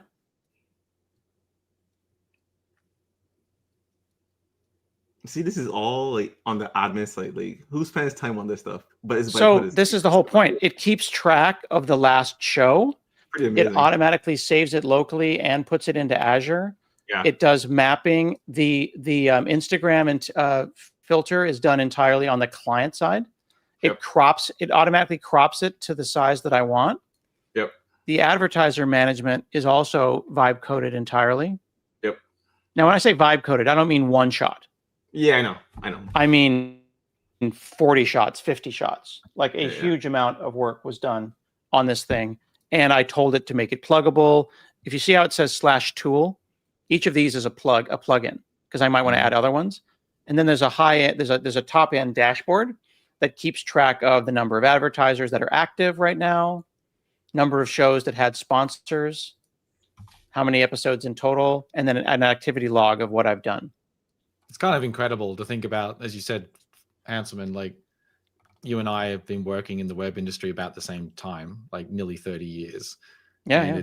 We think about this used to be an entire product, like still are to this day, products that were white box kind of site admin, generic ad. Fowler worked on dynamic data in ASP.NET. Yeah, this is very dynamic data. 100% vibe coding, literally, like guided vibe coding is like by someone who knows what they're doing. The ability to spit out stuff like this that has client functionality, like imagery size and stuff. Like, because I've got all of these sponsors, and then I wanted to be able to have the order, like mid-roll versus pre-roll. You built a custom CMS effectively for the back end of your site from nothing, from complete. And that already uses the existing JSON file, because the JSON file I used to open manually and edit. Right. And the amount of stuff I needed to know about the client, about deciding to use, TurboPack and all this kind of stuff, I don't think you could vibe code this without knowing what you're doing. But I think it speaks more to this. I think there's a certain opinion held that this new age where you can work with an LLM to produce stuff like this really does enable this type of thing to exist. Whereas like it just would never have been worth your while before building a custom site for your custom data structure with all that stuff. You would have used that's some a great online point site for the image resize, some other manual notepad, like WordPress. This made total sense. Yeah, WordPress. Well, so it's funny that David in the chat, David Negstad says that we would have done it in Access. Yeah, I tried to write this 3 times in Power Platform. Yeah. And it was not Power Platform's fault. It was the customness of my JSON. Right. That caused Power Platform to say, nah, like if this had been in SQL Server, Power Platform would have made me my UI. Right. But in this case here, I used vibe coding because I knew exactly what I wanted. And to your point, I was spending 10 minutes every week being irritated. Yep. but I dealt with it. And then when this came along, it took me 43 minutes to vibe code the first version of it. Right. It took longer to get it working and building in the cloud than it did to vibe code the thing. Mm-hmm. So we're at time. Question. This is a thing I think people who are on this call know, but maybe regular people, muggles like myself, don't. If I push this to the cloud, Mm-hmm. what's going to break? This will break. You mean if you keep your current configuration as is? I'm saying if I check this in and send it up into the cloud, yeah, we've made these changes. I don't want it to break. I want to be able to leave this call with my site still up. Right. So how does the cloud know the startup app? When you say the cloud, you mean your CI, right? Let me rephrase. You're right. Thank you. When I stick this up into the cloud and I state it up into this cloud, DevOps, I'm still rattled that my house's power is out. I do not blame you. I do not blame you. It's not usually down this long, and it's like, do I need to go and like start prepping? How does it know? I know how it builds here. Like I can look at the pipeline. Does it build the solution? This pipeline is going to be projects. There's the building, and then there's the running it and getting it up on Azure App Service, which is still using Azure. Like, how does it know which project and all that stuff? Like, I don't want to break it. Is a specific part of the deployment step that you tell it which project to deploy. It's never, unless you do the publish website task, it just takes everything that it finds in the solution that is a website and publishes it. You didn't add any more web apps, so that won't be a problem. The thing here, that you will run you can see I'm using using 8, and then that's the folder. It will, if you're building the solution. Are you building the solution? I am building this app here. You can see from what I'm on the screen. Like, you gotta scroll down. Yeah, let me ask you to be specific, and someone can get the bingo. Where's the actual build step? So all your .NET build calls I saw there in your various CLI steps. What are you passing? Configuration. But I'm building tests. I build Playwright. I don't see a solution file being referenced. There is no solution build because I build the tests and I take the result of the test. I feel strongly about publishing what passed the test. Okay. So because tests has a dependency on the thing it's testing, running .NET test causes the build to happen. And then I test those binaries and I ship those binaries. So you build your test in release config? Yeah. So here is the building of the tests. Yep. Okay. So because you don't build the solution, I don't think anything's going to break. Yeah. Because it pulls from the leaf node that is the tests. You're building projects individually, which you didn't change TFM on. So that should all, in theory, keep building with the .NET 8 SDK you're using. I think. Okay. Yeah, the app host is not a deployable asset. So that's something that confuses people a lot. Like the app host is pretty much like just Docker Compose on crack. And so. But if you were building the solution, you've now added a .NET 9 project to your solution in the app host, and that will get built by default, right? Even if it's in the cloud. Right. Can I switch this back to 8? Yes. You can. If you want to, you can just switch it back to 8. Nothing should I'll switch it back to 8 and I'll start. Special. Yeah, I'll start focusing on getting it over to 10. Okay, so to be clear, now there's a release candidate. Clearly, we're not stating it clearly enough. Aspire supports all supported versions of .NET. So even though you're using Aspire 9.4, it supports .NET 8, .NET 9, and already .NET 10 because .NET 10 is supported. It's in RC. And and when Aspire vNext comes out in November this year, it will continue to support .NET 8, .NET 9, and .NET 10 because they will all be in support. So my guess is that the changes to your program CS will break your tests. Yes, that's my guess. But I don't know. Let's do that. Actually, they may not because are they relying on the other method, the create builder call? He has the old pattern, right, with the static method that's invoked by outside callers rather than main. It might work. The web application factory is going to use that method, not.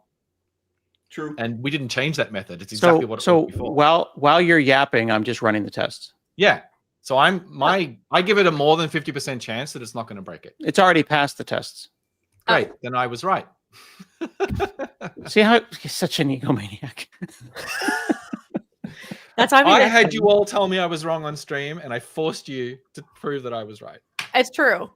We've had a really good symbiotic. The three of us have had a good job with all of us being right and wrong this week. Yes. I think you had a couple you're right. I had a couple I'm right. Fowler Absolutely. actually has not done a great job this week. But this is good. So this actually does, I think we got to a place where Scott wanted, which was we added Aspire, but we didn't actually break anything. We did it in such a way that he gets the local. Right. So then we dev should benefit. all upgrade to 10, and we should do another episode where we aspire everything else.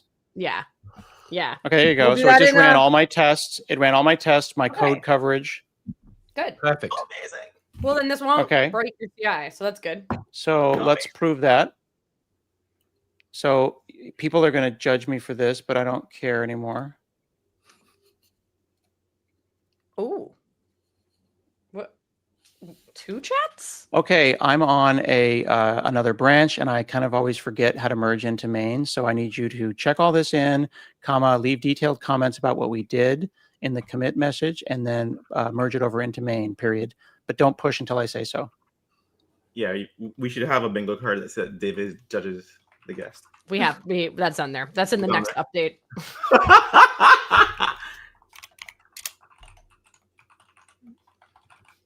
There's UI for that, Scott. I love that it's going to be merging into main, the state. Ah, yes. Yes. What is Also- porcelain? There's a Portland up there, No, what is porcelain? Oh, I don't know.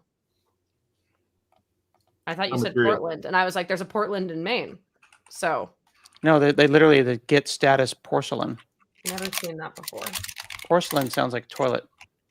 I was gonna say it sounds like old decor in your home. Power's coming. Oh! Woo! Thank God. Just in time for us to end. Well, we'll see if it stays up.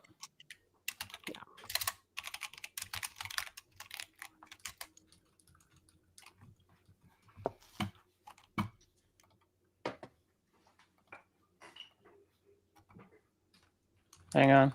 I got to reshare a different screen. Nice.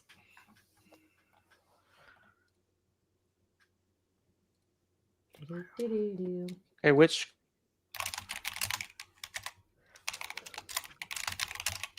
So nostalgic to see And it's people being talking shared? about access. Oh, hold on. You're reconnecting. Probably reconnecting to his house. Yeah, internet. to the actual internet. On the actual internet. Yeah. Fowler, did you ever do any access programming? I'm curious. Yeah, You did. Okay. You are old enough to have done I that. had to migrate someone's database in Barbados to like off That's access right. from- Was it like a from the- shop? Hey, or something? bring my Something other like screen up. That? that one? Yeah, I did a lot of access stuff back in the day. My first computer job, like very, very first one. I used And then another Access one. when I was a baby. What's that? You did it as well? I did it once. It was like a very minimal. Really? I think it was like name ID, but Okay. I had used it at one point. I think I used it in my first like stock taking job in a computer shop when I was 14. So this was like 1991 or something. So it might have even been like Access 1.0. I can't remember. But then I did a bunch of later on. I did a lot more. Different job. We used like our whole purchasing database was based on Access. That's Custom crazy. forms on top. That Cray stuff was cray. awesome.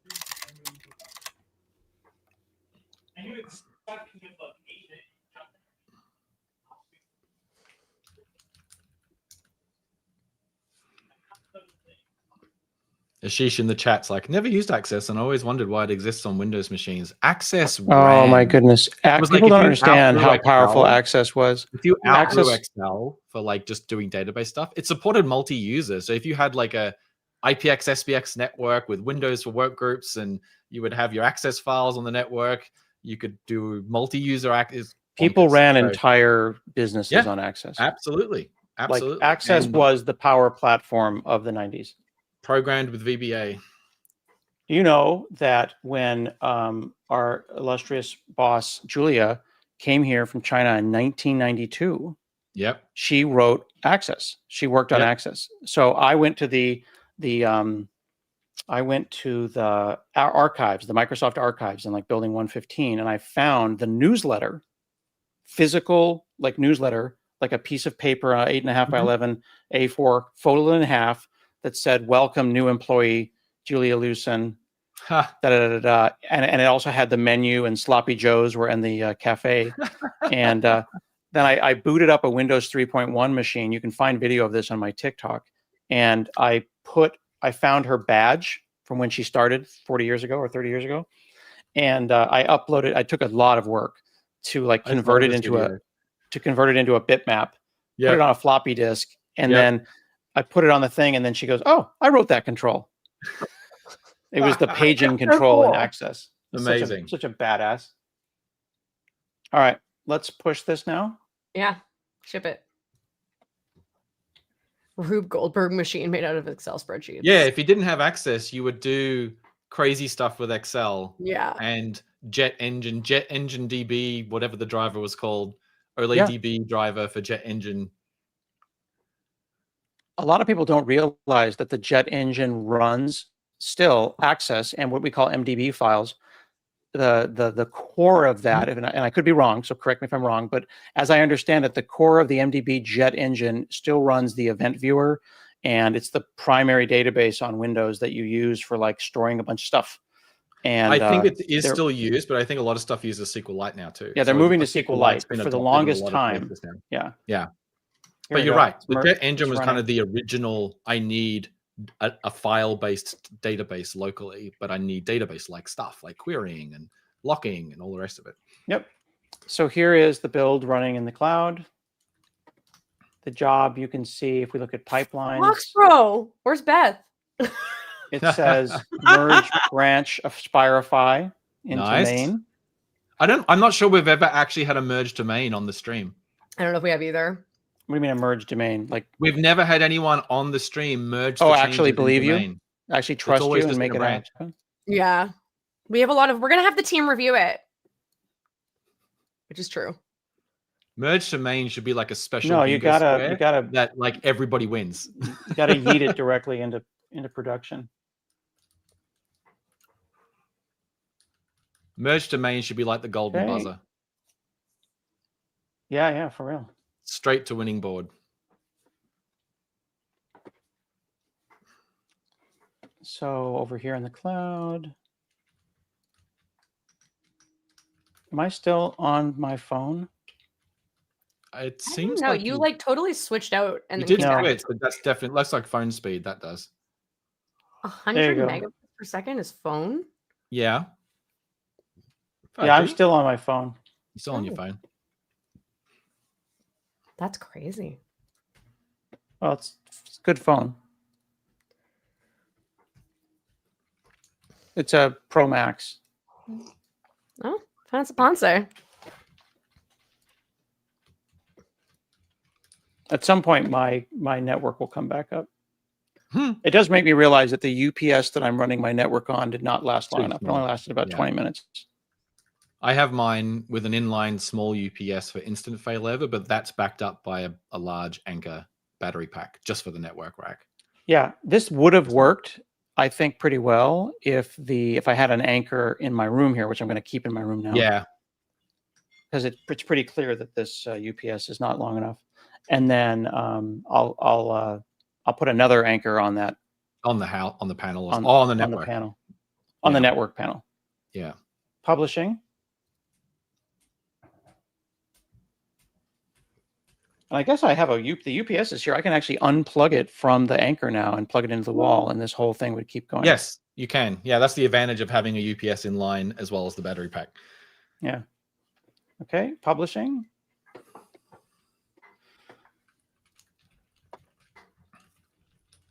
I mean, if it's a sunny day there, you could plug your panels in and straight into your battery pack and keep running perpetually Yeah. off photons too. I'm at 73%.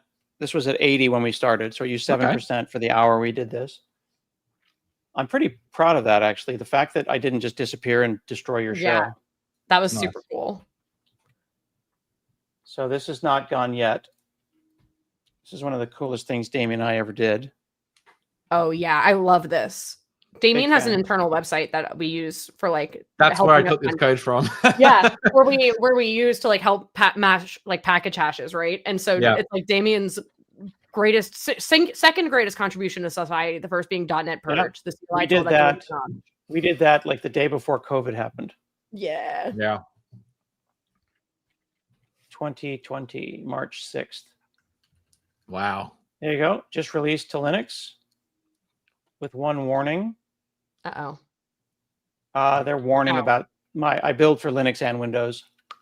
So Yep. the version of Your Windows image is being deprecated. there Yeah. you go. Live in Look the at that. cloud. Awesome. Really? We are Aspirified. Wait, it has all our new code. That's awesome. Yep. It's How do we, still on 8. It's still on 8 though. That's Yeah, fine. that's all right. That's fine.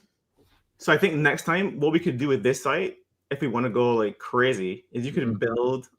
I guess we could deploy your site to a separate like subscription, Oh, just a different domain, totally different thing, different and instance. just like Yeah. to show stick the it on. value of once you Aspirify, you get telemetry, and then you get all this other stuff Yeah.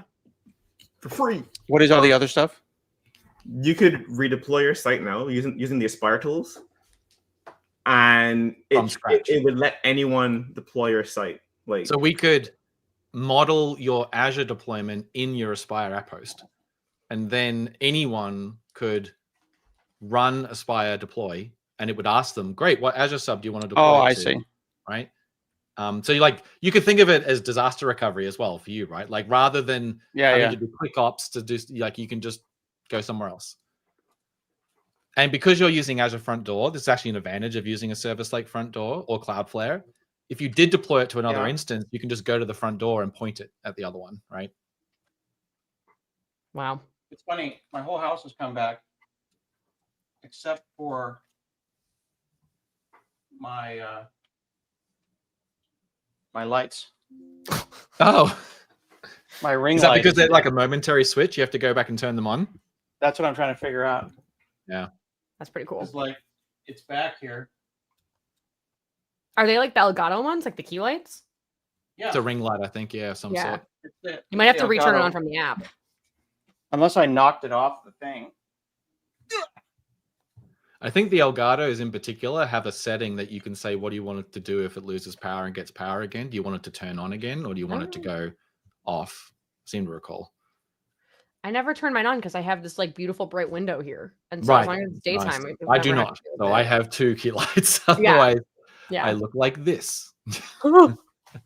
A ghost. Snippet. Damien lost power. Yeah. Oh my god. Okay, so recap. We spent about an hour fucking around. Oh shit. Maddie, you made it all the way to the summary.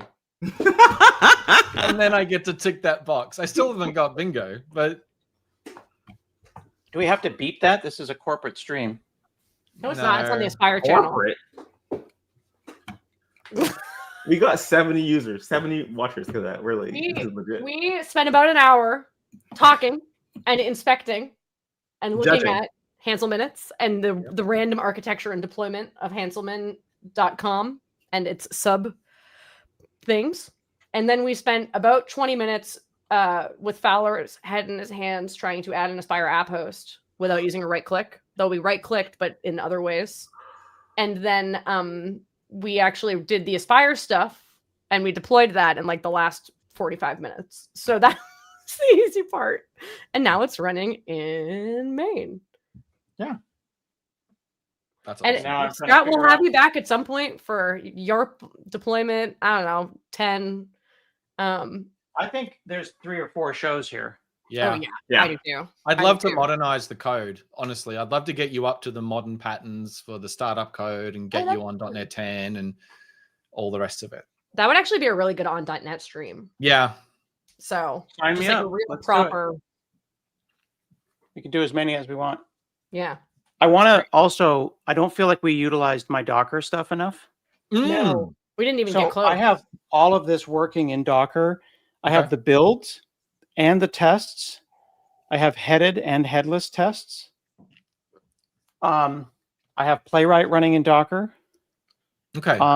this whole thing runs in Linux containers in app service, not on the regular app service. So It runs what on a we can Linux do, container just app service. to lay to prime, you can in your app host add the same project again, but in a Docker file. So if you have a Docker Right, file, exactly. So then, Yeah. and you can make them on demand, so they don't start automatically. This was Maddie's brainwave last week or the week before, and that way, when you want to, you can just say, "Okay, this is working. Let me check that it works when it's deployed to Linux, but do it locally in a container." And you just hit the play button on the dashboard that you've already got running, and it starts it all up inside the Docker container. So that would be seriously cool. Or run your playwright tests in the container, or whatever it might be. You could do all that on demand without having to go back to the CLI, navigate around, do whatever it is. Oh, That's very cool. he's left and returned again. Oh, sorry, that I got off. That's the switch over. One That more was the final switch double over spot. from the phone to here. So that whole thing was done on 5G on a battery. Nice. That's so cool. Yeah, that's a really cool. Yeah, let's talk later and map out what we can do, Ooh. because I think that there's a ton of interesting work here. Moving it to 10, getting it in Docker, making sure the playwright test still working, running the Yep. playwright test in Aspire. Yeah. Yes. Yep. And then Very if you cool. really want to get fancy, we can have the Aspire MCP and the Playwright MCP start talking to each other, Yeah. which is just bonkers. So, all right. Cool. Lunchtime. Thank you, Scott. Thank you, everybody. think we stuck the Next landing. time, I don't know what we'll do next week. Maybe we'll go back to try to finish bingo. But More than stuck the landing. I did the whole thing on a freaking tethered phone. Yeah. I mean, that was crazy. Without a net. pretty cool. Pretty cool. So, Listen, can we get All right. can we get Anchor to sponsor I know, right? the Aspire? yes. Sponsored by Anchor. Sponsored by Anchor. Oh my god. Sponsored by the Anchor suitcase. All right. See you guys. See you soon. Catch Happy you, Friday. everyone. Bye.